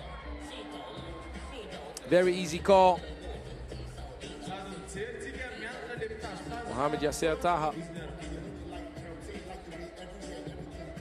overextending the left arm. Minute 15. Can the DRC come up with the big comeback? David Hakim misses the layup. Wide open shot, Mohamed. Can't convert. Wide open, top of the key. Fataki Nosa. Big offensive rebound. Kalemba Kambaja. It's a 2-point game only. Rifat. Rifat rejected. High altitude, but you cannot turn the ball over like that. And it is not Kalemba Kambaja's mistake. Fataki needs to be aware of the spacing and the position of his teammate. That was a poisonous gift. Silly turnover. DRC now needs to get a stop and cannot afford to foul the ball. Deflected out of bounds, 3.4 seconds.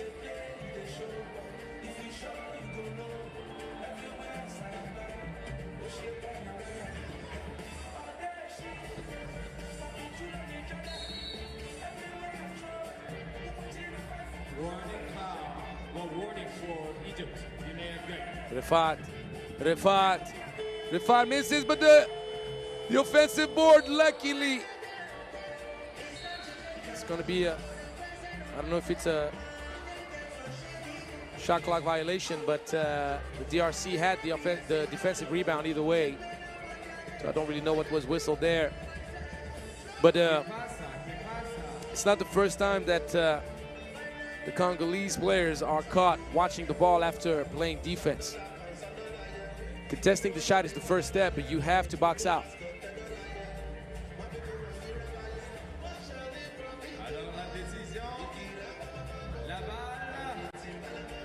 17.4 seconds left in the game. DRC needs a 2.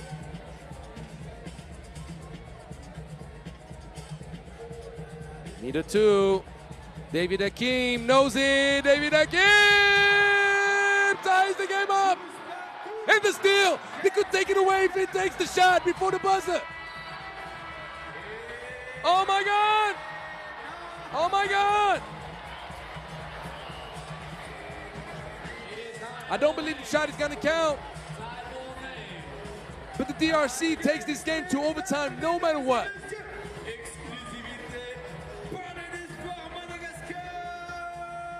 Absolutely incredible.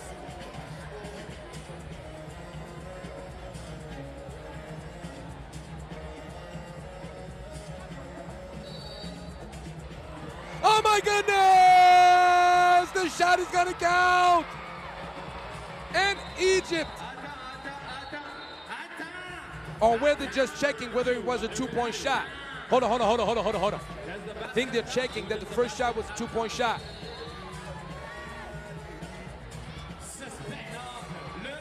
So, the last shot won't count, but they verified, they made sure that David Akim's 2-point shot attempt to tie the game up to 12 apiece was indeed a 2-point shot. So, overtime.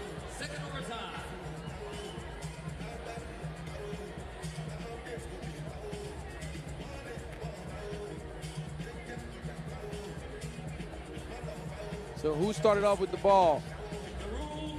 If I remember correctly, it was the DRC, yeah. Indeed, so Egypt now with the ball to either win or take a 1-point advantage in overtime. I remind you, the first team to 2 points wins the game. Mito Taha breaks it, the ball did not touch the rim, 12-second shot clock violation.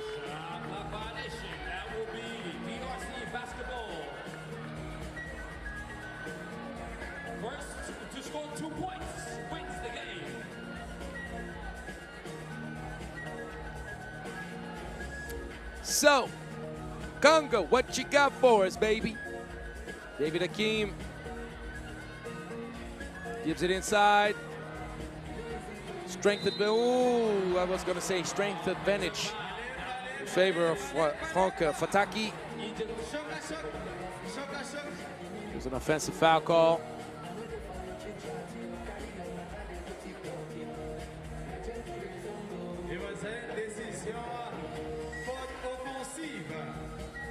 There's no challenging an offensive foul call, fellas. So stay focused now defensively. Egypt, what you gonna do? What you gonna do? Mito Taha gives it up to Refat. Refat for the kill shot.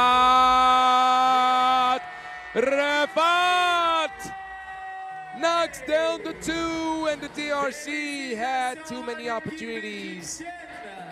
Silly mistakes, silly turnovers. Egypt could not pull away all game long. Mito Taha knocked down a lot of free throws, but the DRC showed a lot of heart. And at the end of the day, it's Egypt that makes it to the semifinals. The 4 favorites made it to the semis.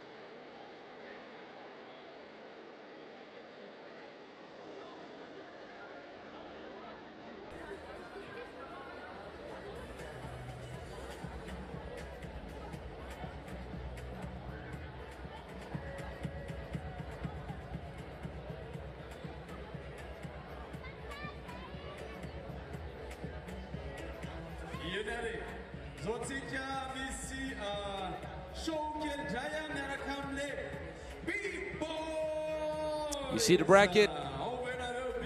We got last year's rematch. Algeria and Madagascar in the semi. Rwanda against Egypt. Rwanda favored to go once again to the final.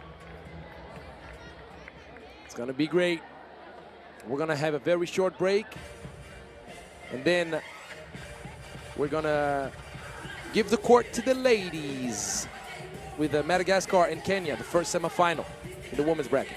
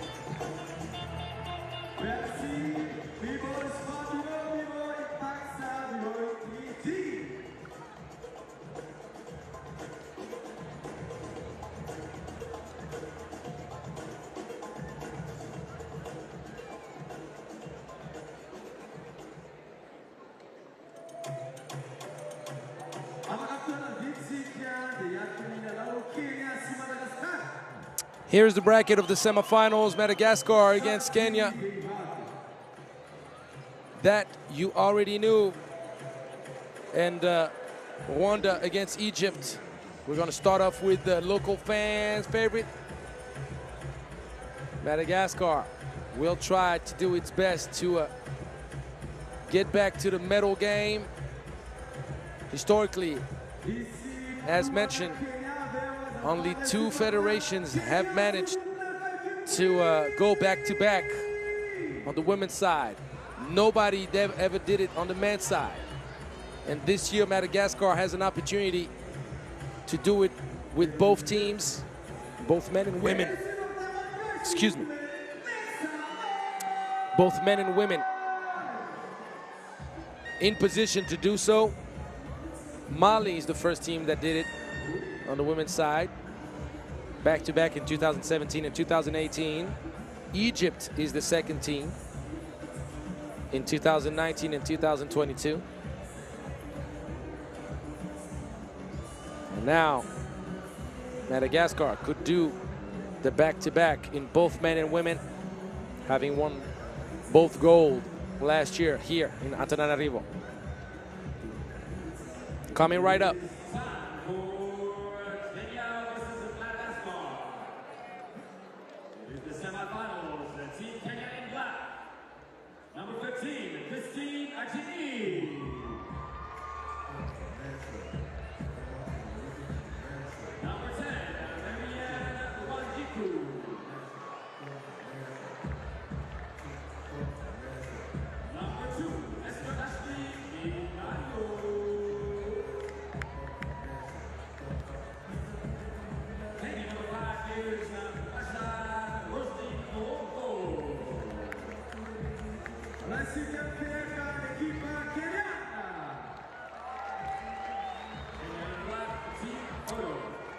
So Kenya has not been as dominant as we've seen them in the past few years.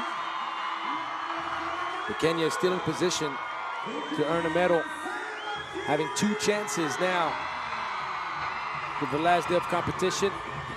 Being matched up against Madagascar in the semifinal might not be the best draw. We can all agree on that. But Kenya still has some weapons to utilize against Madagascar. They have length and size down low. And Madagascar is one of the shortest built roster in this competition. And that could be a mismatch if Kenya is disciplined. And if Kenya executes the game plan properly, they could have many opportunities to score the basketball. Now defensively, they're gonna have to keep up with the speed and great intensity on both sides of the game. Both offensively and defensively, Madagascar has been tremendous with the pace and the willingness to make efforts.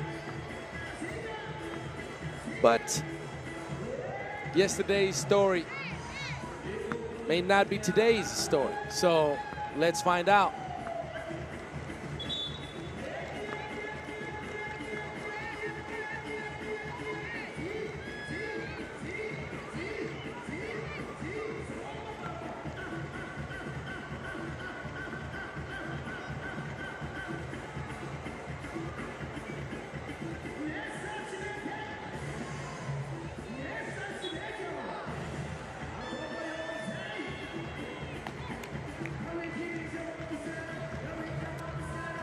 Kenya lost against Rwanda 15-12. It was a tough matchup. Rwanda ended up winning and cleaning up the plate, finishing with a 4-0 record. Kenya then won against Benin 21-16 before finishing easily against Comoros 21-13 yesterday. Minayo has shot the ball spectacularly. Akinyi takes a bad shot to start. And that's a good drive to the cup from Randria Tayana.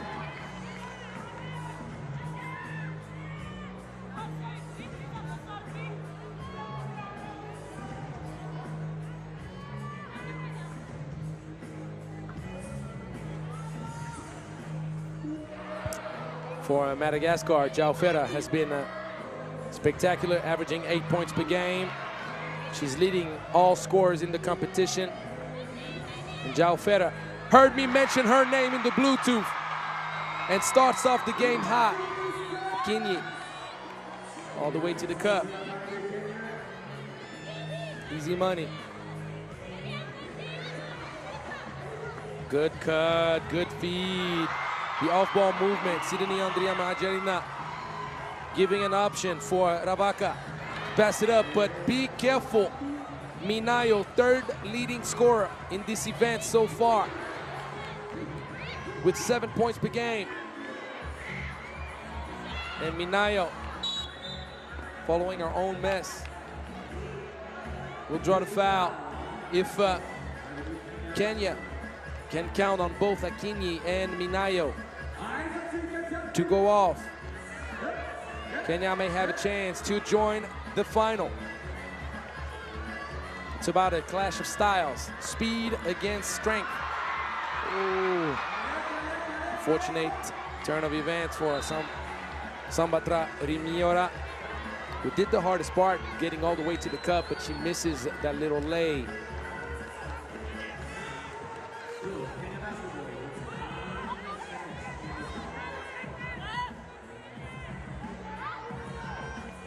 Minayo long range, Minayo. Insane hit. She was contested, she was deep. She's not the third leading scorer in this competition for no reason. She was just a point behind Ufat Mauchiza from Comoros before this game. Jaufera draws the foul. She'll go to the free throw line.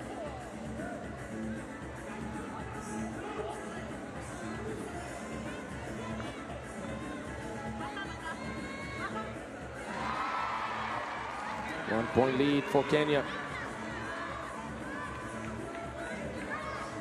Kenya, another tough shot. Kenya is rushing a little bit. Minayo. Ball did not touch the rim. There's a foul on the box out. And right now, surprisingly, Kenya is matching up with Madagascar, playing Madagascar's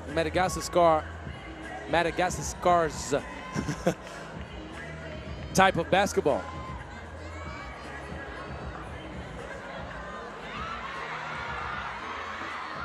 Sidney for two, no.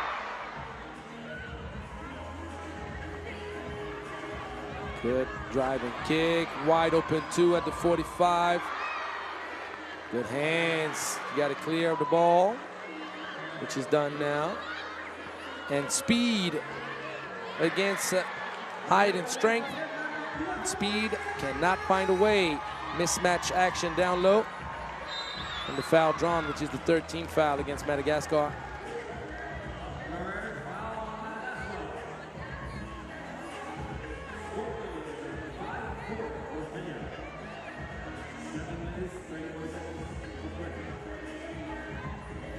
Minayo, this time around, she's not going to fool anybody. Jaufera.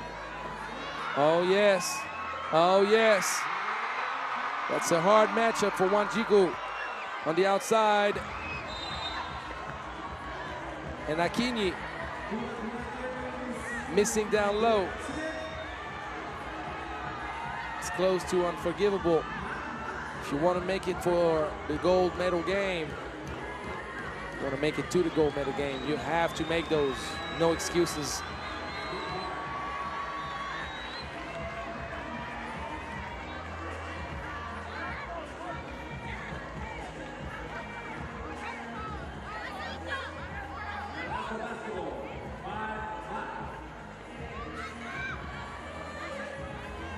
Jaufera went a little too deep. She needed to outlet the ball a bit earlier. There's a mismatch inside. Akinyi does not identify it, and she misses once again the layup. Back-to-back misses from close range. from Christina Kinyi.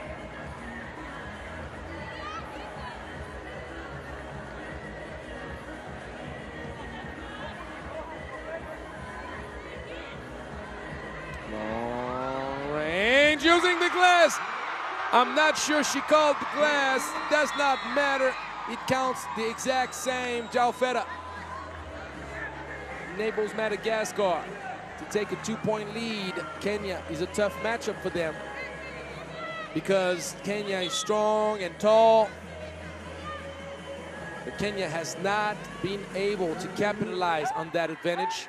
Kenya plays the same brand of basketball than Madagascar. There you go. You got to make a better pass, though. Mashar Oko had the right idea, but you cannot go for a straight pass. There's no help side defense in the back. Just soft lob to the spot.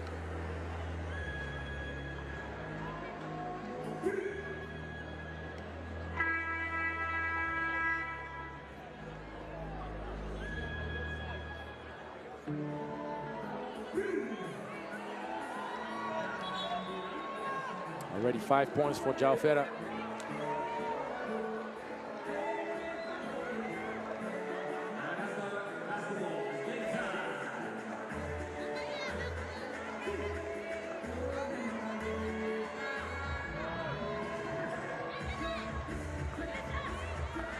Beautiful spin move and the finish.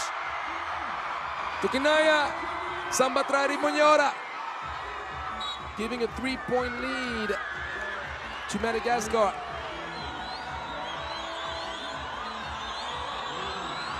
Fifth-team foul against Madagascar.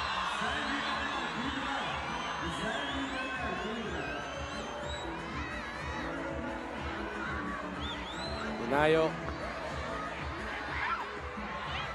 forces up a little bit.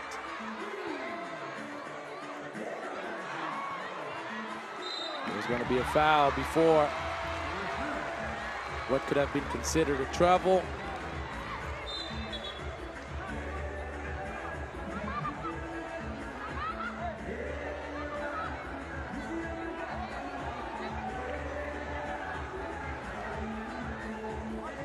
Foul against Kenya. This is an opportunity for a 4-point lead. Not yet.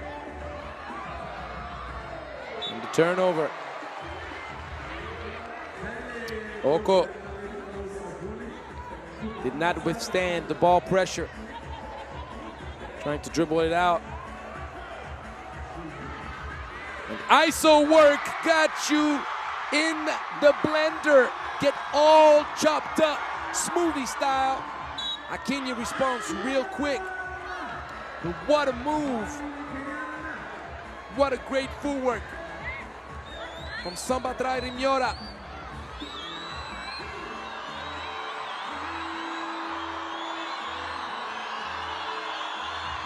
Kenya got the N1. One free throw off target. Still a 3-point lead. Jaufeta goes opposite of the screen. She's too fast. There was a lot of contact here. I'm surprised there was no call. And that is where Madagascar can suffer with the matchup in the paint. First time that Kenya really capitalized on it. And getting her own mess. Is that going to be an offensive foul?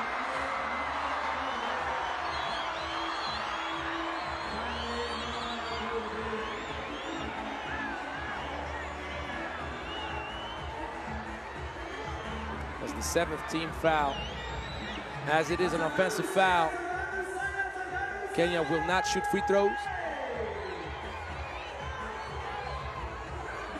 Oh, actually, it's not an offensive foul, it's a rebounding foul. If the foul is on the rebounding end, it's fair ball. Any foul made in the bonus at that point will give the opponent free throws. So Minayo with 2 big free throws to tie things up to 9 apiece.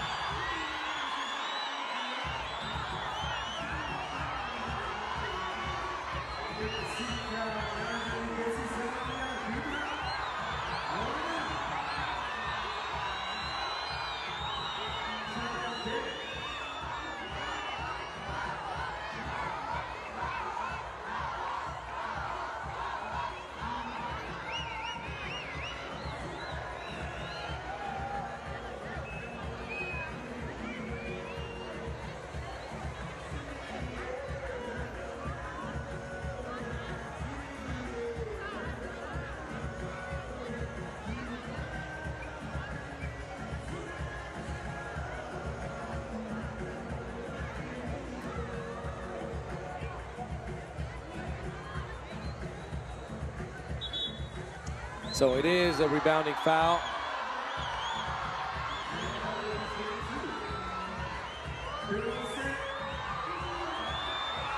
Andrea Miajarina did not have possession of the ball at the moment the foul was committed. Minayo makes the first one.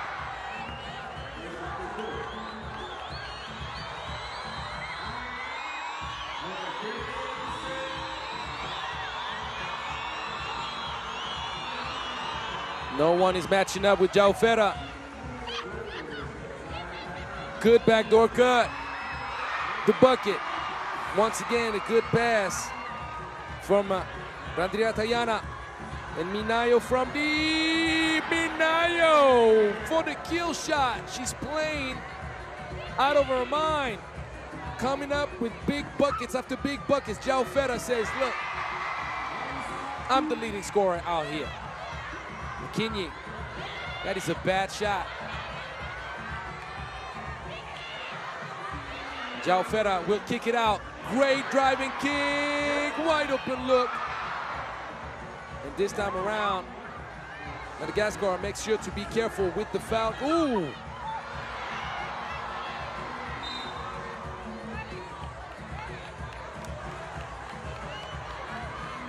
It's tough to call the offensive foul when you're standing in the half circle.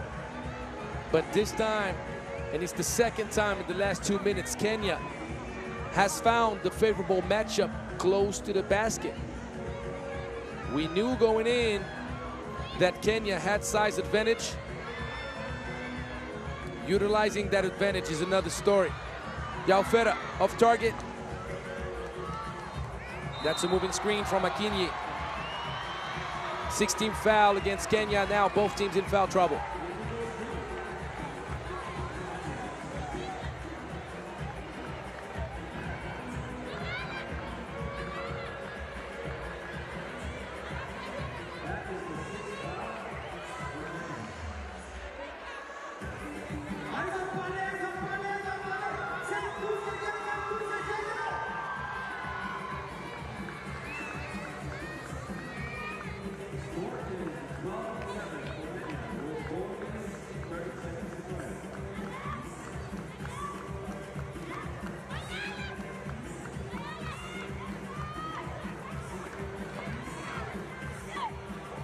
Oh, what a tough shot. Staying with it. Oh, the resilience. The unwillingness to quit.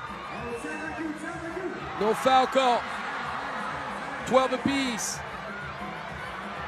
Beep, beep, see you later. And that's going to be a foul in the bell. Oh, no whistle. A whole lot of contact for sure. And staying strong. Wanjiku gives Kenya a 1-point advantage. Gonna go down to the wire for sure. She needed to shoot it. That's gonna be a foul against Wanjiku. Sidunia Andrea Majerina. A hit in the face. She's going to have a pair of free throws to try to take the lead back.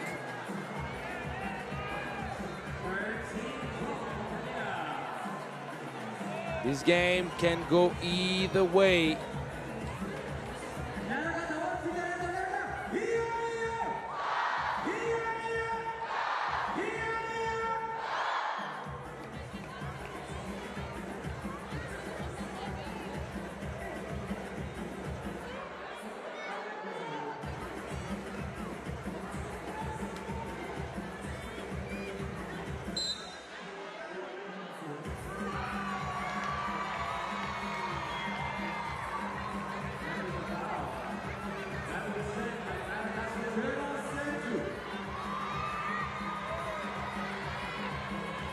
Sidani. Dia niajari nina.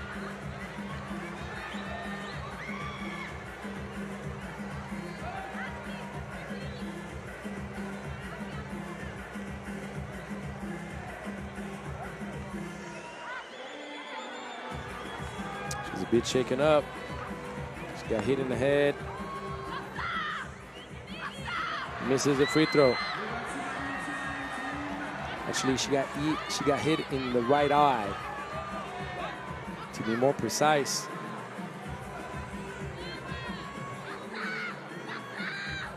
She knocks down the second, tie game. Nobody can afford to foul. Akinyi. Oh my goodness, Akinyi.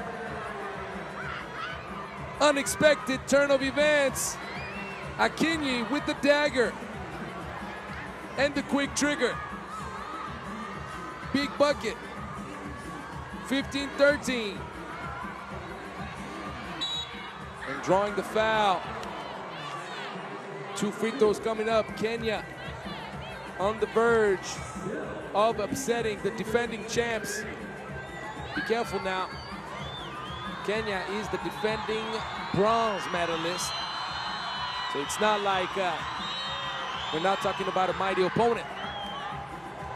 And for those that forgot, 2 years ago in 2023 back in Cairo, Kenya upset Egypt to win its first ever title at the Africa Cup. You gotta box out, and if you don't box out, you pay the price. Minayo cleans up the mess. 4-point lead. Jaufera kicks it out, wide open look at the corner, no. 3 minutes is still a long time. Jaufera all the way. Cuts it to a 3-point game. Akinyi won't hesitate. Akinyi using the glass. Kenya loves those types of games. Incredible. Minayo going for the kill shot. Minayo for the win. And Minayo is going to have another crack at it. She cannot dribble. And that is unfortunate. Oko simply needed to kick the ball out to Akinyi by herself at the opposite 45 for another opportunity to win.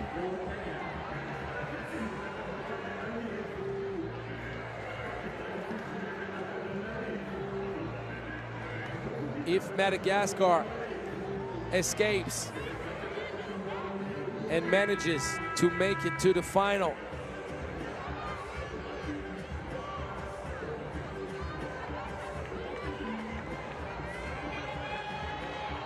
it would be absolutely insane.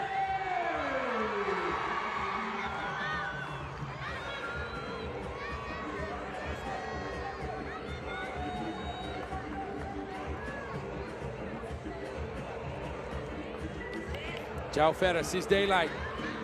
She misses. Oh, and there's a foul there, one. That is such an unexpected turn of event.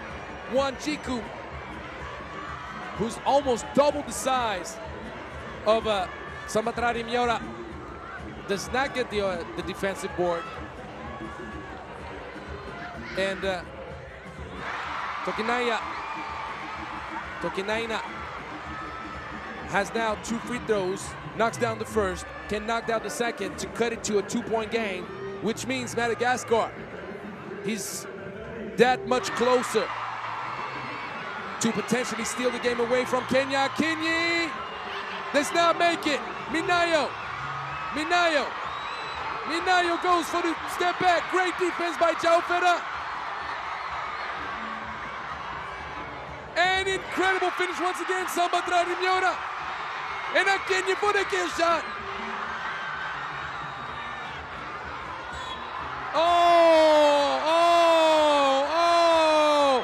2 free throws given out for free. Jaufera calls for a challenge. This is cruel. And when you see a lot of contacts that did not get whistled in this game, could have been whistled, shoulda, question mark, I don't know. But what I'm saying here, this is a free opportunity right here for Wanjiku, missing badly. Madagascar needs to send all players to the rebounding end.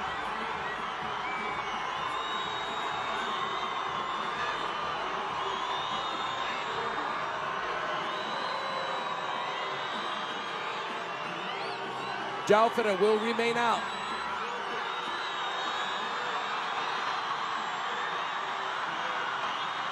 Wanjiku misses, and I said that they needed to have everybody on the rebounding end, but Kenya misses.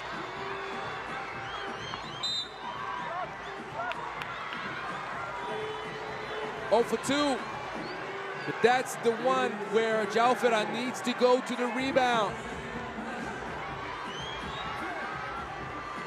That's the one where everybody is required to secure the defensive board. Uh-oh.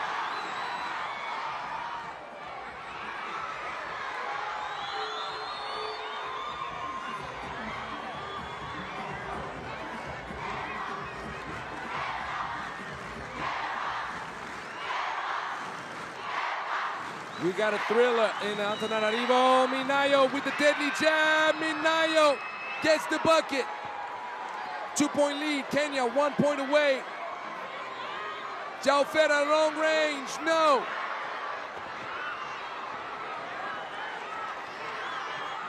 And Minayo, that's a bad decision right here. And that's a wide open look. 20 apiece. And we see Minayo twisting her ankle. Turnover. Insane. Minayo is in pain. Oko, once again, with the mental mistake. She had the pass to make to Akinya at the opposite 45. She committed a trouble. This time around, Minayo getting open. The pass in Minayo's feet. Costly turnover. And the atmosphere out here in Antananarivo is incredible. Everybody's up. Everybody is stressed out, as you can imagine.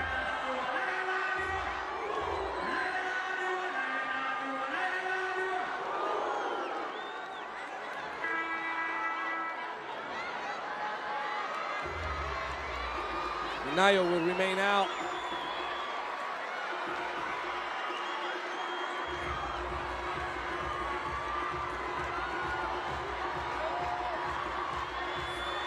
So that's going to be a one-on-one.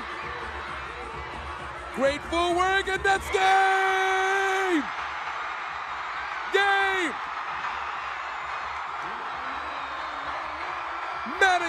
Madagascar escapes. Insane finish.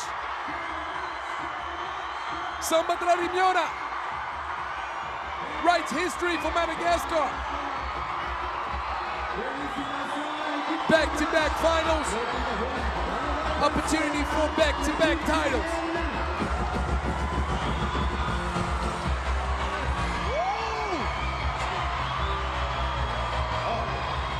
Look at the crowd erupting.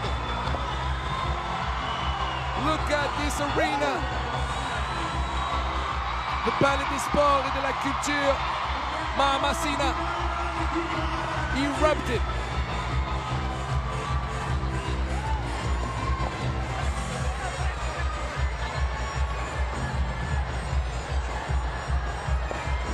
Kenya can have a lot of regrets, let me tell you. Kenya, led by Akinyi,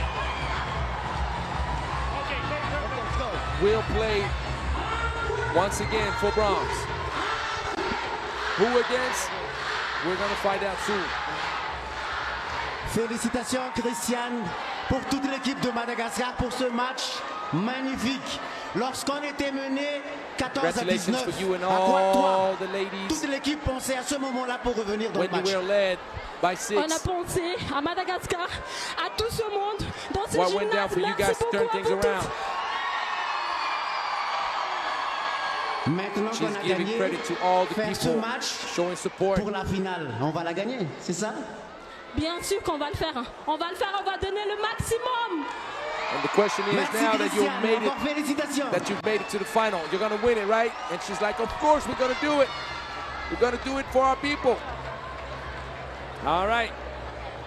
Well, this is like such a roller coaster of emotions when you think of what could have, should have went down.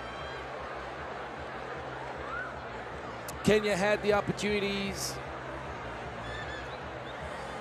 Mental mistakes late in the stretch. Oko with 2 silly turnovers. Minayo, who could not play the last possession as she twisted her ankle. That's also something to keep an eye on for the bronze medal game for Kenya. So let's see. Are we gonna have a rematch of last year's final with Egypt? Will Rwanda write history? Rwanda has never won a medal on the women's side. This is the opportunity to do so. Second semifinal in just a few moments. Rwanda versus Egypt. Rwanda in blue, your number 78, Brigitte Nivisaka.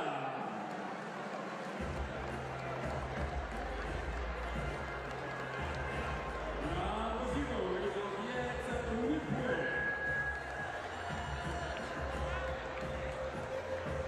Number 10, Nelly Analiza.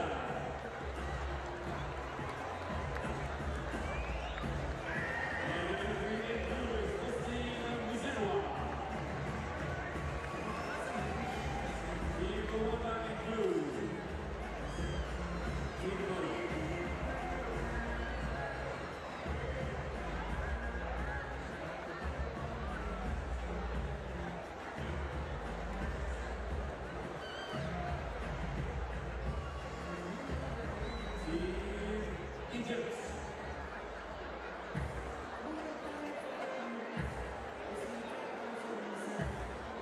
Team Egypt in red, number 9, Asna Agay. Number 11, Akbar Sharif.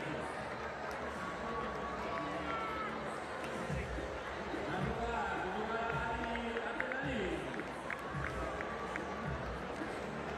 And number 3 is Aya El Shabrawi. Team Egypt in red.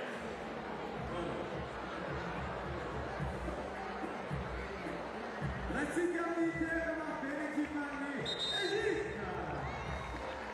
One toss to see who will have the first possession.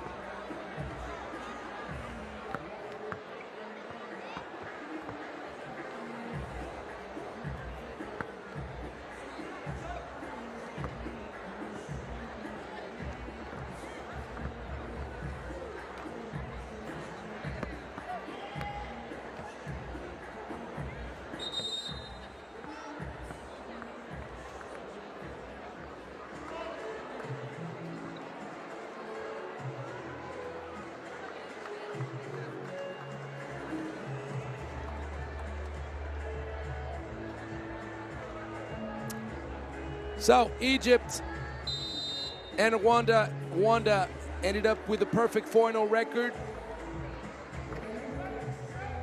And that's a great start right here for Nelly Akaliza. Little mid-range mismatch down low. Egypt is a team that has a lot of size, a lot of length, particularly inside with Radwa Sharif and Nurala Talat Abdelalim. So it's going to be quite a challenge. Radwa Sherif, the 6th leading scorer of the tournament so far. 6.5 points per game going into this game. And Nurala Talat Abdelalim not far behind with 5 points per game. Egypt is a team that is very balanced. Alia El Shabrawi averages 4 points per game as well. And Asrar Majed with over 3. So the danger comes from everywhere. And it's going to be a tough matchup for Rwanda. But Rwanda is not there by luck. There is a reason why they finished undefeated. You saw what Kenya did against Madagascar. It's not like it was an easy road to an undefeated record. So let's see if Rwanda, for the first time, can walk away with a medal around the ladies' necks.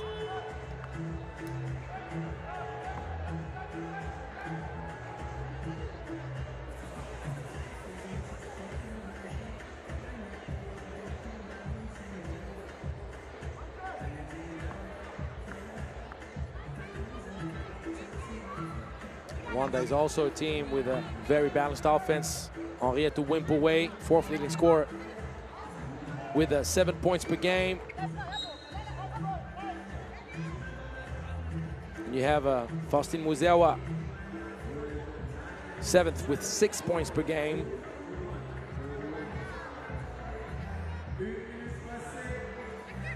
Akaliza with over 3. And Nibishaka with 3 points per game as well. So danger comes from everywhere. On both sides, no one can be taken for granted.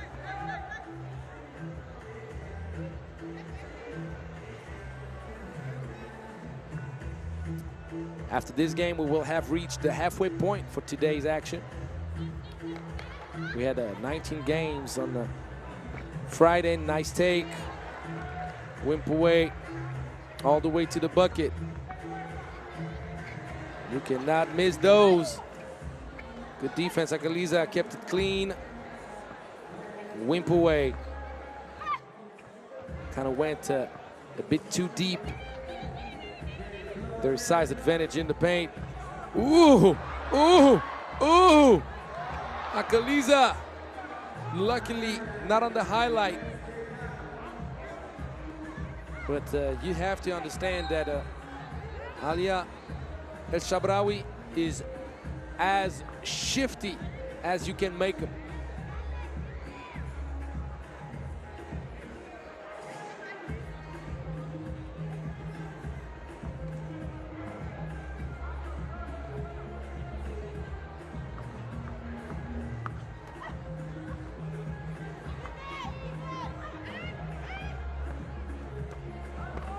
Majed, nice take, finishing with the left.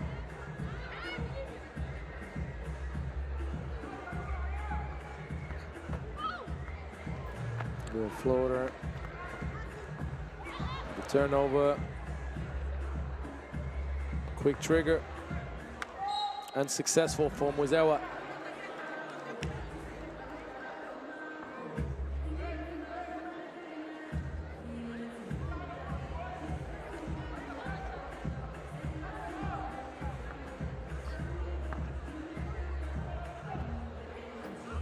Jed with the long range. Both teams now struggle a little bit to score from deep.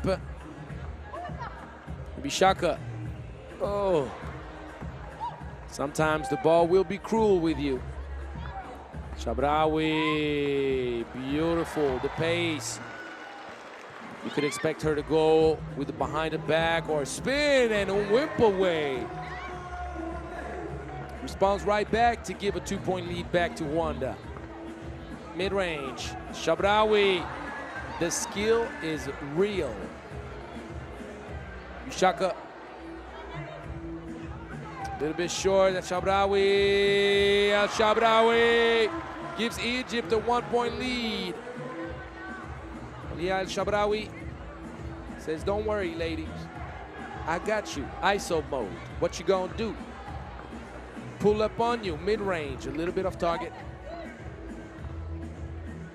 It's desiring to go again and again and again, and Wimpaway says, look, whatever you do, I can do better.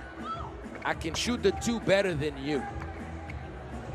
Shabraoui says, for a two, I got a floater for you. 7 apiece. Got a nice game going on.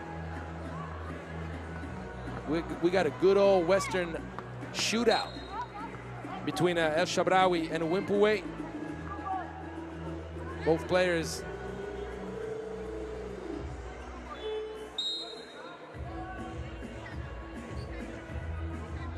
just showing out. First TV timeout.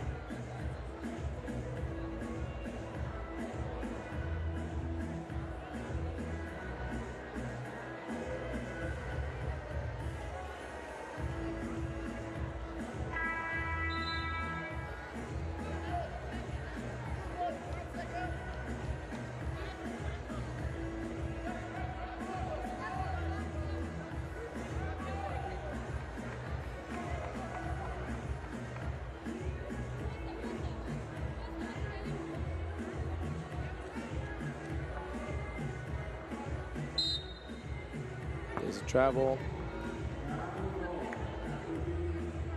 On the check ball, you have to clean those feet up. Majed driving kick. Off target, El Shabraoui stepped out of bounds. Tried to save it.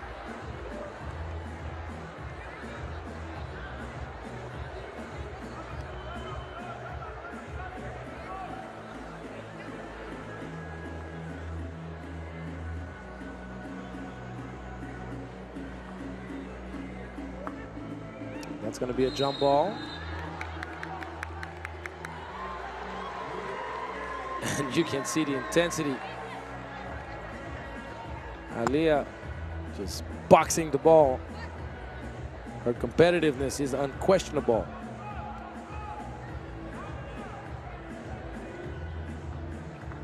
Majed behind the back and the ball stripped. Great hands, Wimpuwe. Ball hitting Majed's leg. And this is the duel you want to see. Wimpuwe and El Shabraoui.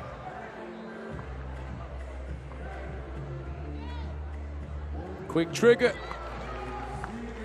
And a punishment. Long range. It's a good shot right here from Abdelalim. Oh, El Shabraoui.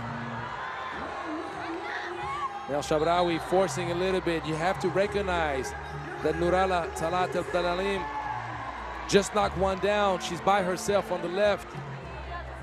The moment you get that ball back, you better make sure you find that shooter. So things turn out okay for El Shabraoui.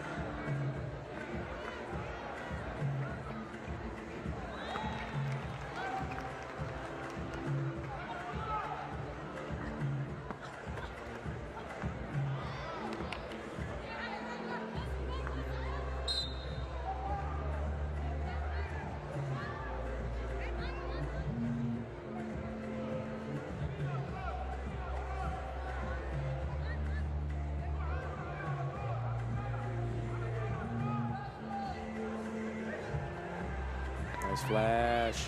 A good feed. Majed served on the platter, and Muizewa with the two. Keeps the game close.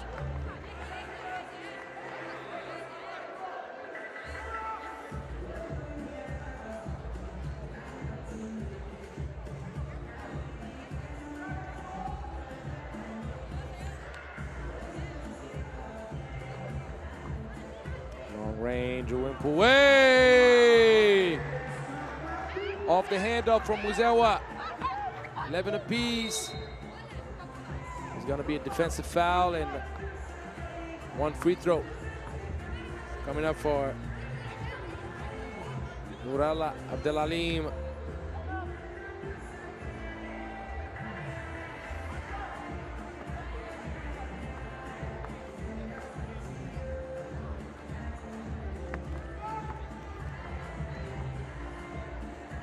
Free throw converted. It's a 1-point game. Bishaka almost turns it over, and from almost, it went to full-out turnover. 15th foul following right after that against Rwanda.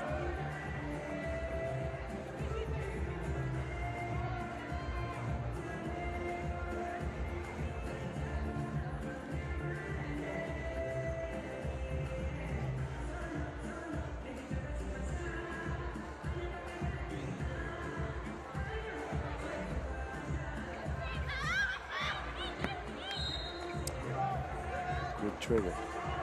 Very short.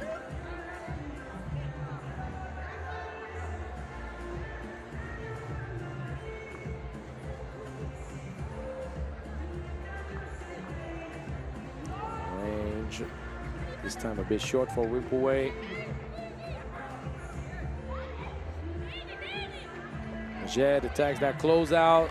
Kicks it out at Shabrawi. Nice. The wraparound pass. These are the passes she's more than capable of making. Reason why I mentioned it a bit earlier with Abdelalim on the left-hand side. Beautiful dime. There's going to be an offensive foul, so the bucket is not going to count.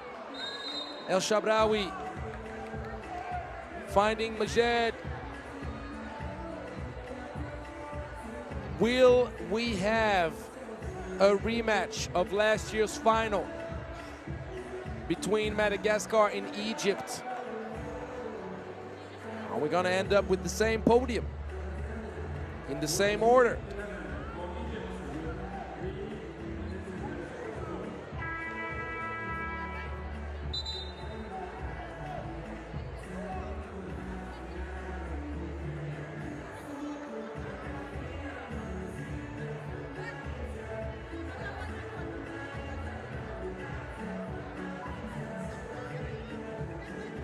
Shabrawi, top of the key.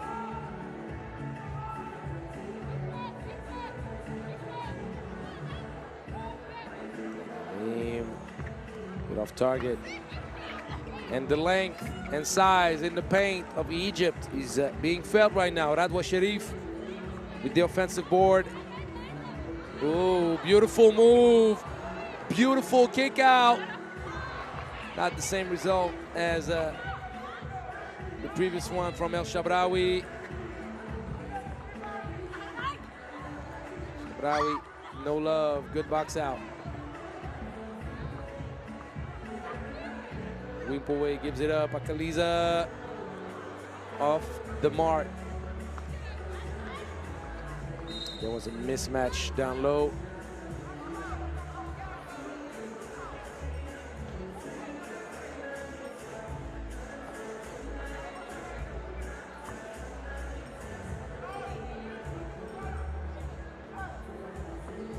Seventh team foul. Translating to 2 free throws. Egypt slowly but surely closing in.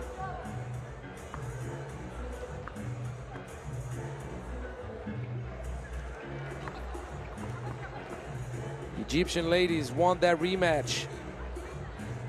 They got beat in pool play by Madagascar. 1917. Wimpaway, no love. Shabrawi gives it up at the top of the key. That was a good read. The whole defense collapsed on Abdelalim's dive, and Majed heating up.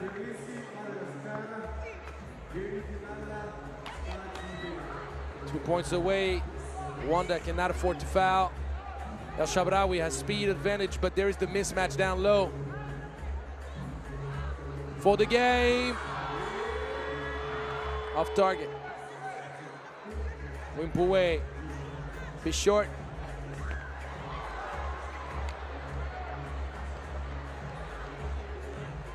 Fake handoff. Beautiful. Very smart. Nural Abdelalim. And Majed thought about it. She's not thinking about it anymore. Kick out at Shabrawi, no. She had time to retie her shoelaces before taking that shot. Akaliza stops at the free throw line. 2012.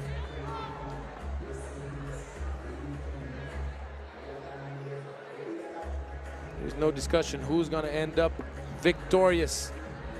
And Egypt wanted that rematch. Egypt wanted to make it to the final to test themselves out once again against the defending champ Madagascar.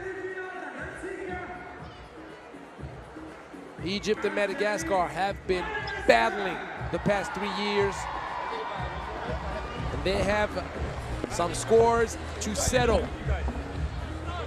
Rwanda will meet up with Kenya for the bronze medal game. Now will Minayo play? I don't know how that ankle will hold. Can Rwanda write its name in the history books of the Africa Cup? We're gonna find out soon enough. Hello, hello. Greetings, Alia, on that win. First question for you is, the game was a battle. What was the key to your guys' victory? Defense, just being aggressive, not giving up on plays, making sure we played the whole 10 minutes, staying aggressive, making sure we got on the offensive rebounds and the defensive rebounds. They're a very athletic team. They're taller than us, but at the end of the day, that doesn't matter. We wanted it more. Very good. Now the second question for you is, facing Madagascar here in Antananarivo for the second time in a row, do you guys think you can win? Definitely, yeah. I mean, we wouldn't be here if we didn't think we could win. Keep that energy, keep that energy. We'll be back, keep that energy. I love it. I absolutely love it. Why not? Keep that energy, she said. Well, you can be sure they'll have that energy. That adds a little spice to a game that was already as spicy as it could be. So we're going to have a short entertainment break before we jump into the men's semifinal.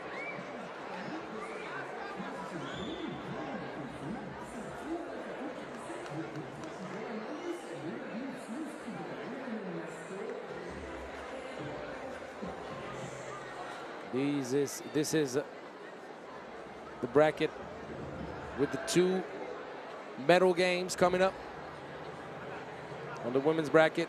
It is time for Algeria versus Madagascar in the semifinals. Team Algeria in green, number 33 is from Algeria. In just a few moments now, first men's semifinal, Algeria against Madagascar. It's about to be insane in here.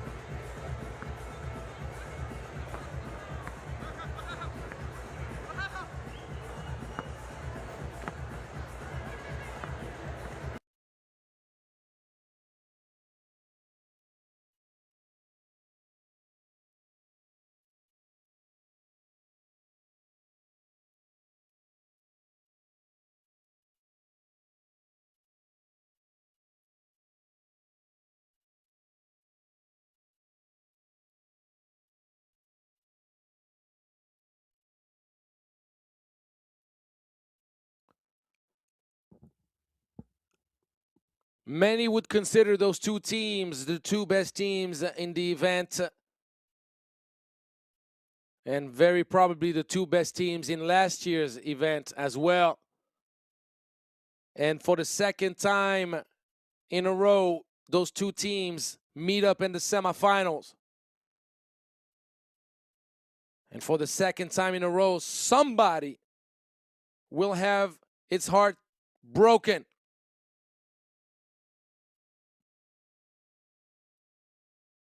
So Madagascar with Antananarivo, the mid-range off target.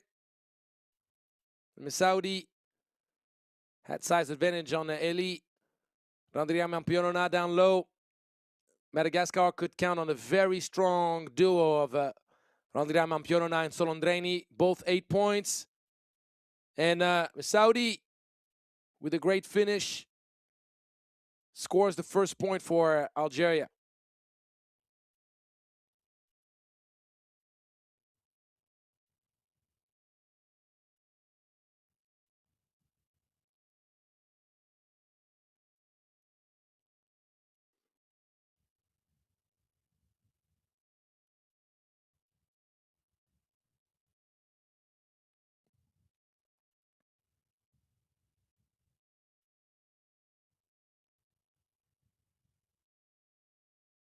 Leon Albo action, Solondreni!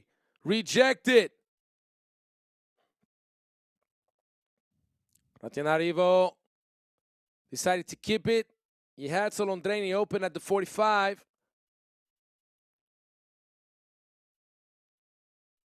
Yahyaoui, a little bit off balance. Good defense, Kamel Amour. Not buying anything. Messaoudi jumps on the fake. No consequences. Yahyaoui sees daylight, and Messaoudi almost had the tip. And a big shot from no other than the leading scorer in this competition, Randria Mampionona.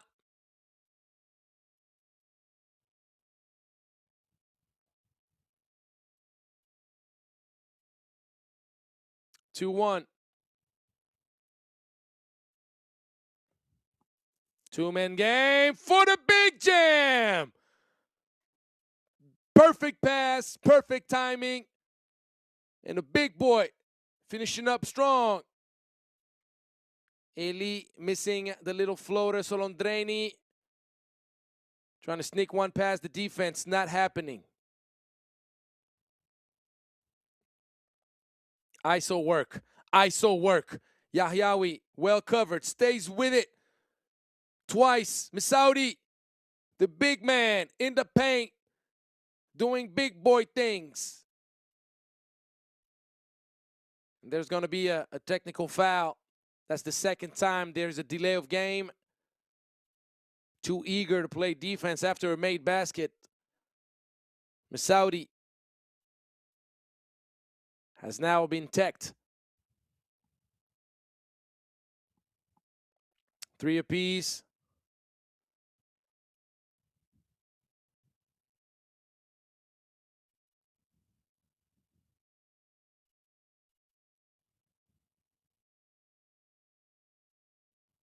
Kamel Amour is the third leading scorer, tied with Randria Mampionona. The N1, Solondreni.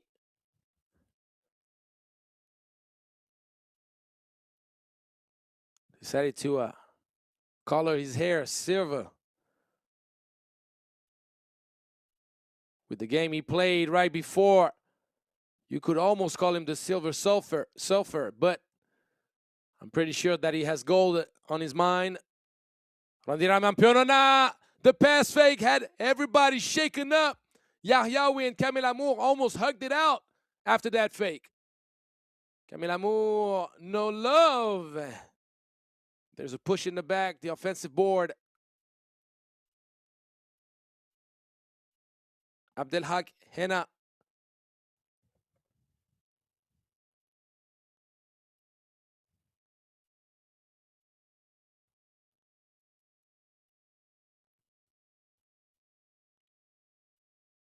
And Misaudi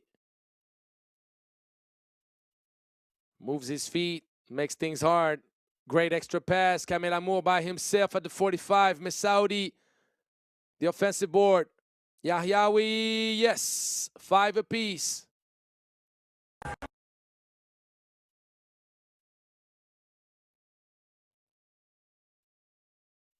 And Livio responds right back to Yahyaoui, 7-5. Kamel Amour all the way, 7-6. 1-point game. You better put a hand up, Misaudi, or you take many risks. Solondreni call for the foul. Deuxième faute pour Madagascar. On le met à un point. Aizote Kajabe, Arombo Tanambo.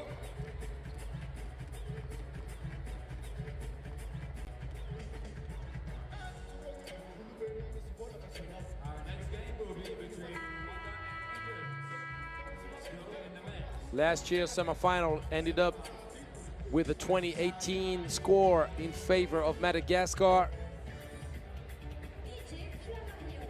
It went down to the wire.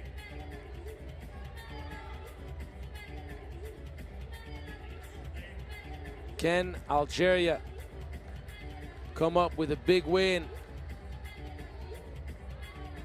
And if you want a bucket, playing Kamel Amour on the post-up is a good idea. Good hands. Very strong defense, but the beautiful lob pass on the money. You could not be more accurate, more precise. A great dime. Andrea Mampionana feeding perfectly the cutting Anthony Rasolamanana. And that's an and one, giving Anthony an opportunity to bump the lead up too. He surely does. Yahyaoui, that's a tough shot. And he has such elevation on those shots. Troisième faute d'équipe. Madagascar. Post-up action, Kamel Amour. This time around does not have the right angle. That's gonna be an unsportsmanlike, or is it?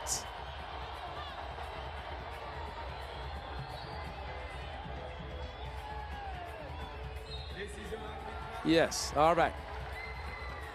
Faute technique. Faute anti-sportive. Not a smart play from Misaudi. If you're beat, you're beat.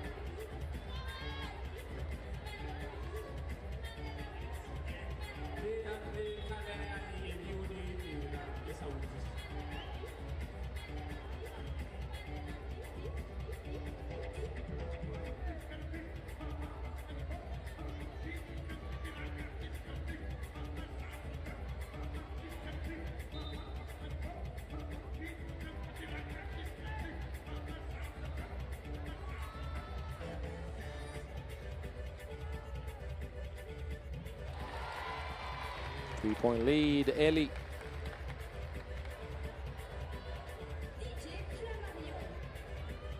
One of the most reliable players you could have on the free throw line. 2 for 2. Oh my goodness, quick hit. That was a tough one, Kamel Amour. And good patience, good composure. Misaudi jumping, getting himself out of position. Kamel Amour telling him to calm down. Yahyaoui disagreeing with the call. But the problem is, the moment Misaudi left his feet off the ground, that put him in a bad position. Rasolomanana, along with Solondreni, providing a great balance to the offensive game for Malagasy. Madagascar in the bonus. Anthony shooting second shot.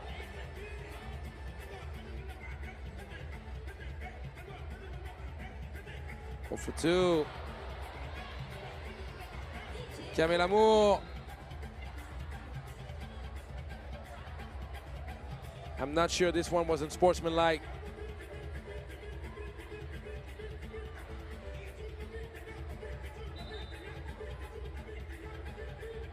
They're going to watch it again.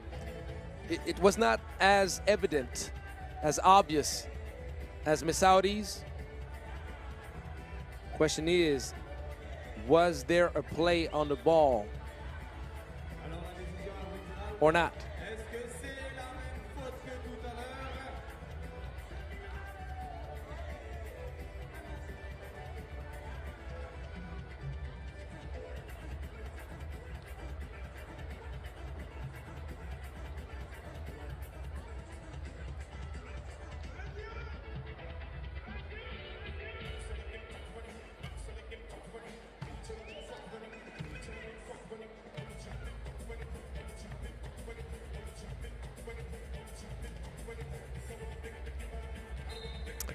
As expected, common foul.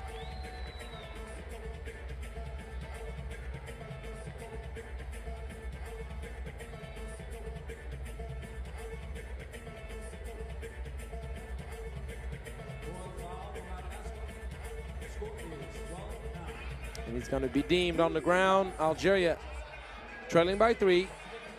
Yahyaoui on an island. Yahyaoui puts too much on it.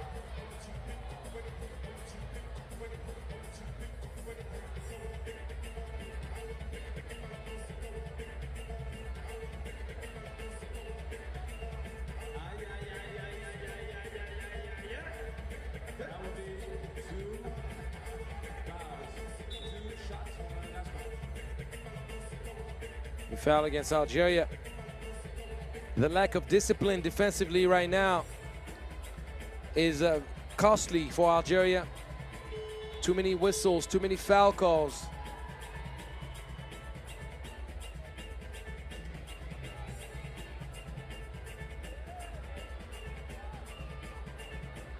And too many free throws in favor of Madagascar.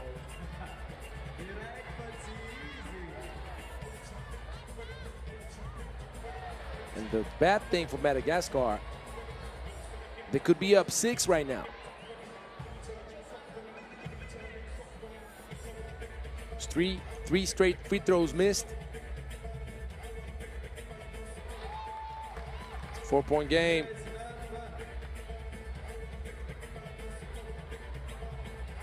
Yahyaoui, tough shot. But right now, Algeria is lacking team game. Don't get the ball moving around, which would make them much more successful with the talent available. And Antananarivo makes everybody dance, trying to guard him.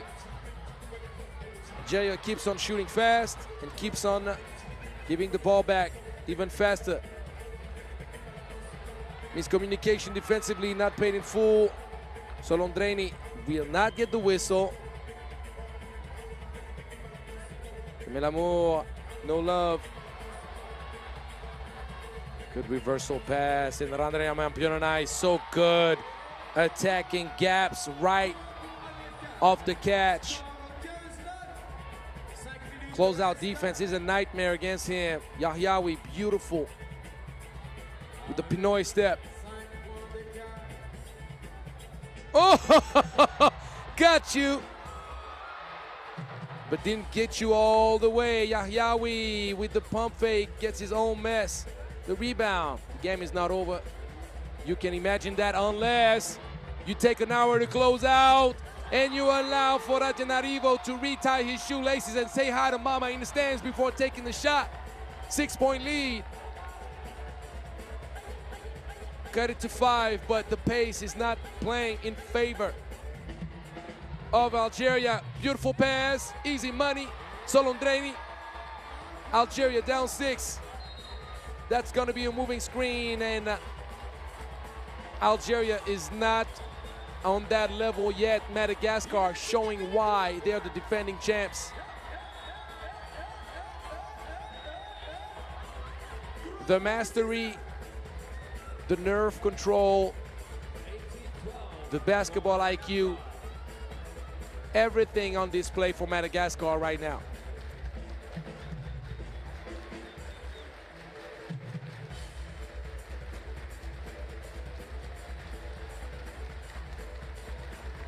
You see the ball movement that you see on this highlight for Algeria. It's been some long minutes since the last time we've seen more than 2 to 3 passes being made offensively for Algeria. They're reverting to ISO ball, quick shots, trying to make up the gap as fast as possible, but sometimes you have to build your comeback through team game and rhythm. And none of that happened. Solondreni.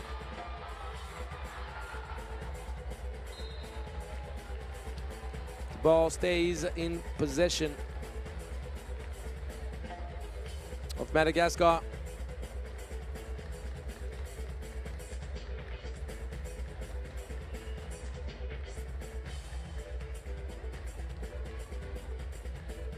Wide open look.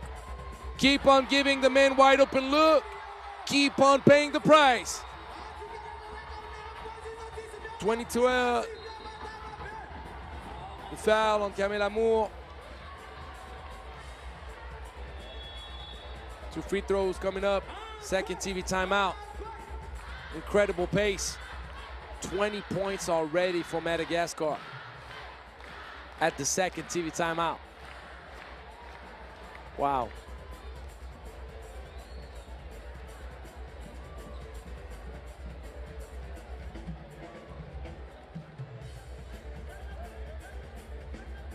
Madagascar, the most decorated federation,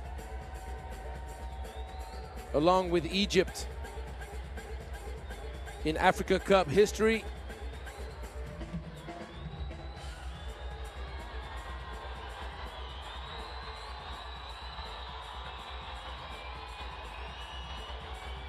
With another final looming around now, it's very improbable that Madagascar won't make it to the title game, but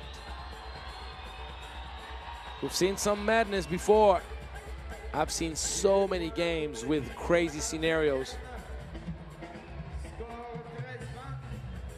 There is more than enough time for Algeria, but the problem is Madagascar only needs 1 point. 2014, Algeria cannot afford to foul. Eli, oh baby, Eli. Radinam Pyorana once again takes care of business. Algeria will play for bronze for the second straight year. Who can take down Madagascar? I don't know.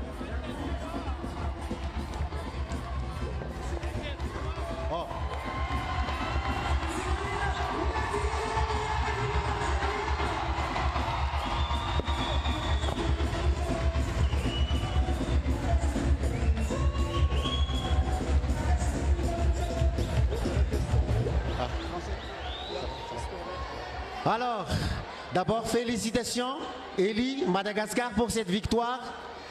Tout le monde attendait ce match comme une finale. Comment vous avez géré justement ce match? Merci. What was the key for the win? On a déjà préparé ce match et we prepared this game very well. On a étudié notre adversaire et puis on a profité de notre point fort et voilà. Dernière question, Eli, on a été champion en 2022. On a été champion l'année dernière en 2024. Pour cette année, est-ce que tu penses qu'on pourrait faire la 3e étoile? Bien sûr. Je crois qu'on va gagner et on ne laisse pas facilement notre adversaire prendre la victoire. Merci à tous. Merci, Eli. We've won in the past. Our first star.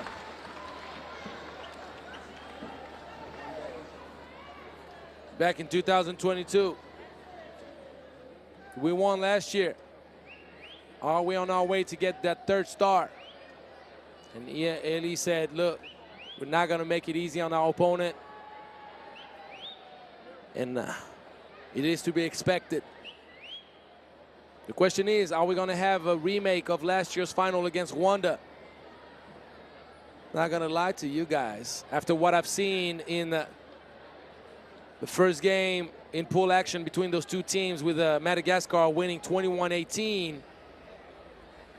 I would kind of like to see that rematch, but you got to give Egypt its opportunity to make it there. Egypt historically also has won 2 gold medals. So it could be a remake of the 2022 final back in Cairo if Egypt wins. Let's find out together. Second semifinal on its way just in a few moments. Number 30 is Uitonze. Number 12, Chandelier Shuti. Number 4, Olivier Turatidze. And number 13 is Hugassage Cuisera. In yellow, Team Rwanda. Rwanda!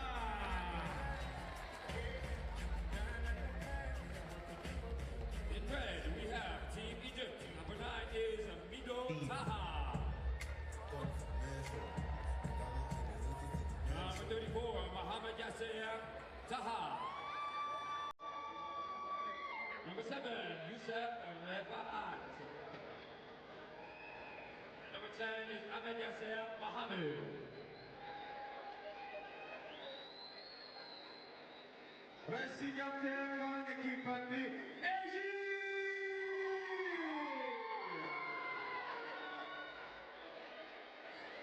Team captain, coin toss.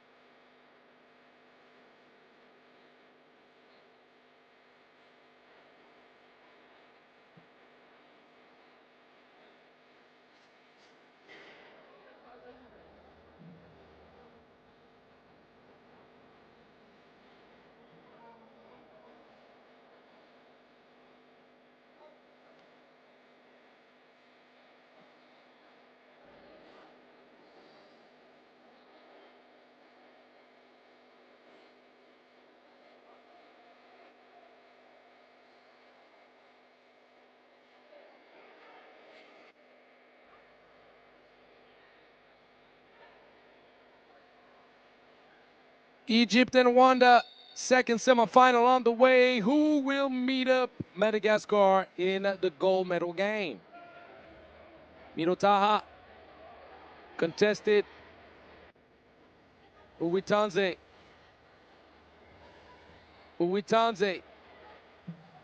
will never be trigger shy. I don't think he ever saw a shot he didn't like.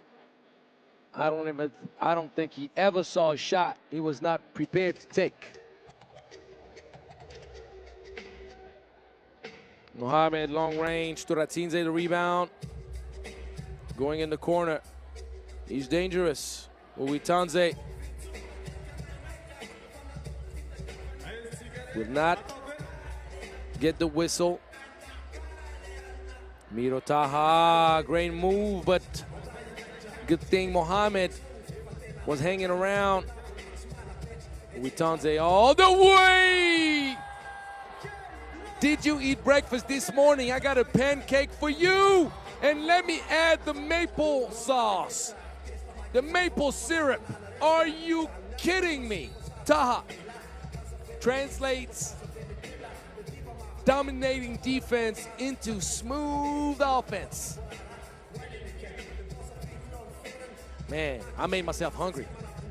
Pancakes and maple syrup is clearly something I could go for right now. I don't know if you would like to join me. Is there anybody kind enough to cook me some? I'm a nice guy. Rifat, Egypt starts off the game beautifully, 5-0 in barely a minute played. Shuti finally gets one down the board. Rifat gives it up. Good defense. The sweet little lob Mido Taha. And we finally see the potential. Shuti cannot afford to miss those. Turatsinze draws the foul and earns the free throw. Shuti will take a quick breather. We haven't seen Egypt play that smoothly all tournament long. Obviously, Mido Taha averaging over 8 points per game, 4th leading scorer going into this semifinal. He's a big reason why Egypt is in the semifinal, but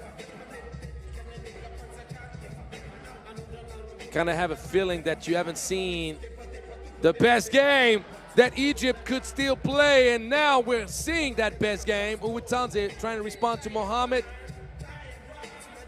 If Egypt shoots at such a high clip, there is no way Rwanda can hang. Good hands from Taha.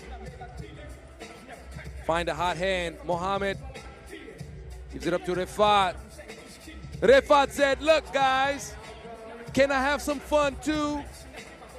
Sure you can, buddy. Enjoy. 10-2.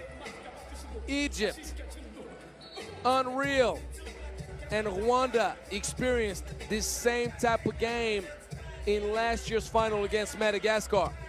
They lost 22-3, and Madagascar was just having a day of days on them.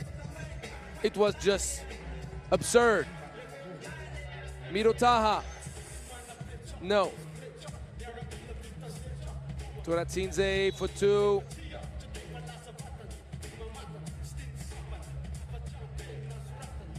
And Rwanda has sights of deja vu.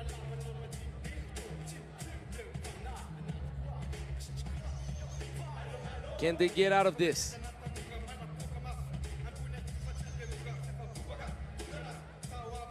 Kwizera, nice. Good patience from Awitanze. Refat gives it up. You better communicate instead of leaving Mohamed by himself. Mental mistake, Awitanze.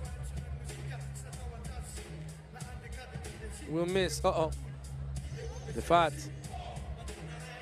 Oh! The no-look pass. Uwitanze attacks the gap. Easy lay. Good patience. Rwanda feeling a bit better. Is that going to be enough? Refat will miss. And that's an air 1 for Mohamed El Sayed Taha.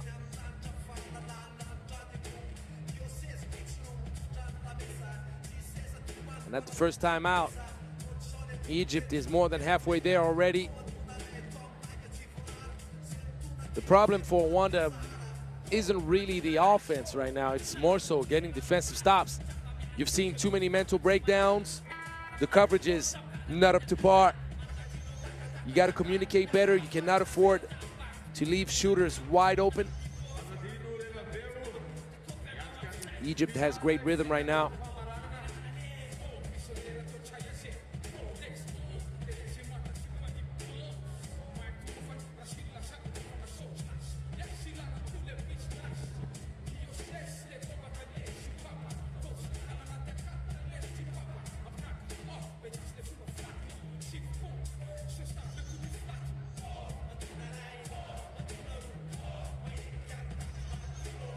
Uwitanze, nice, high off the glass.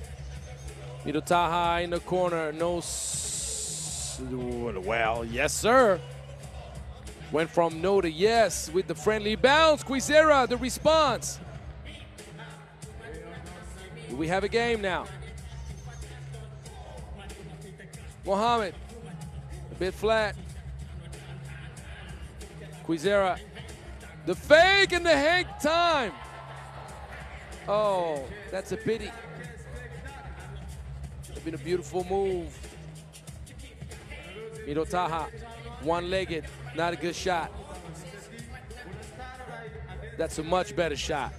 See, balanced, Good technique, proper feet, different result. 15-8.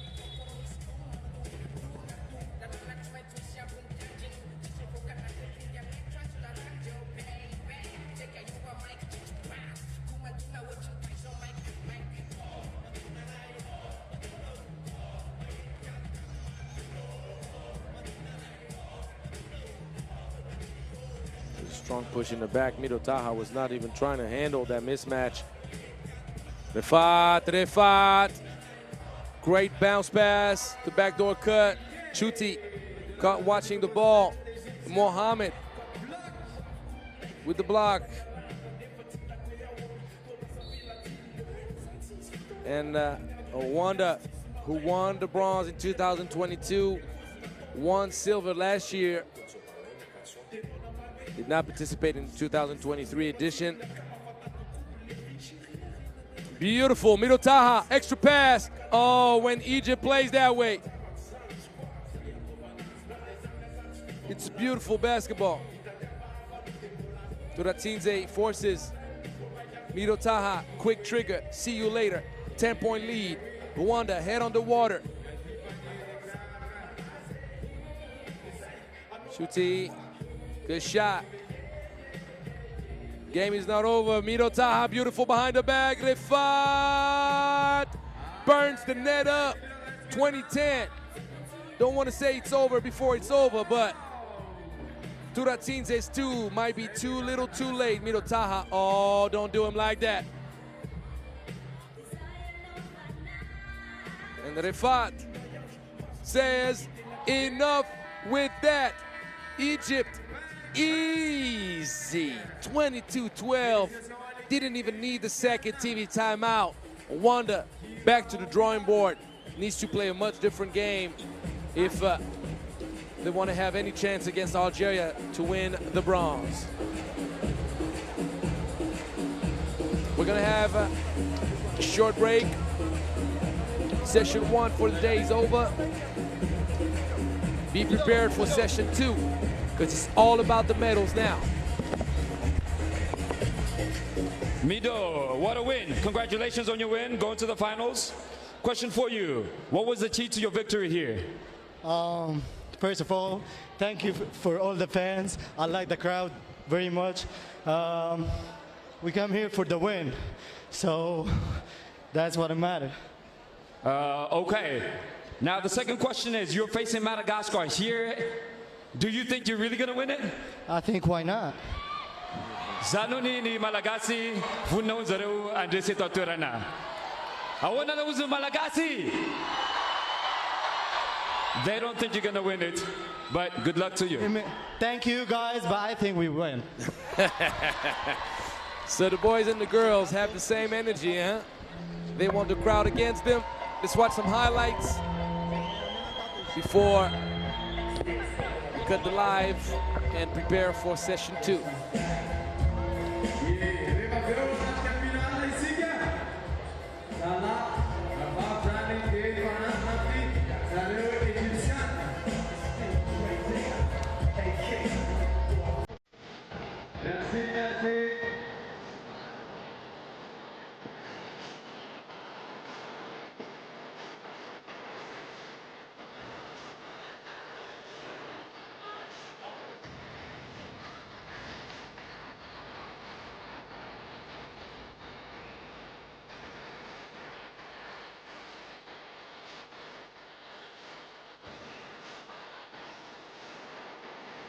So you got the bracket, the medal round is ready and set.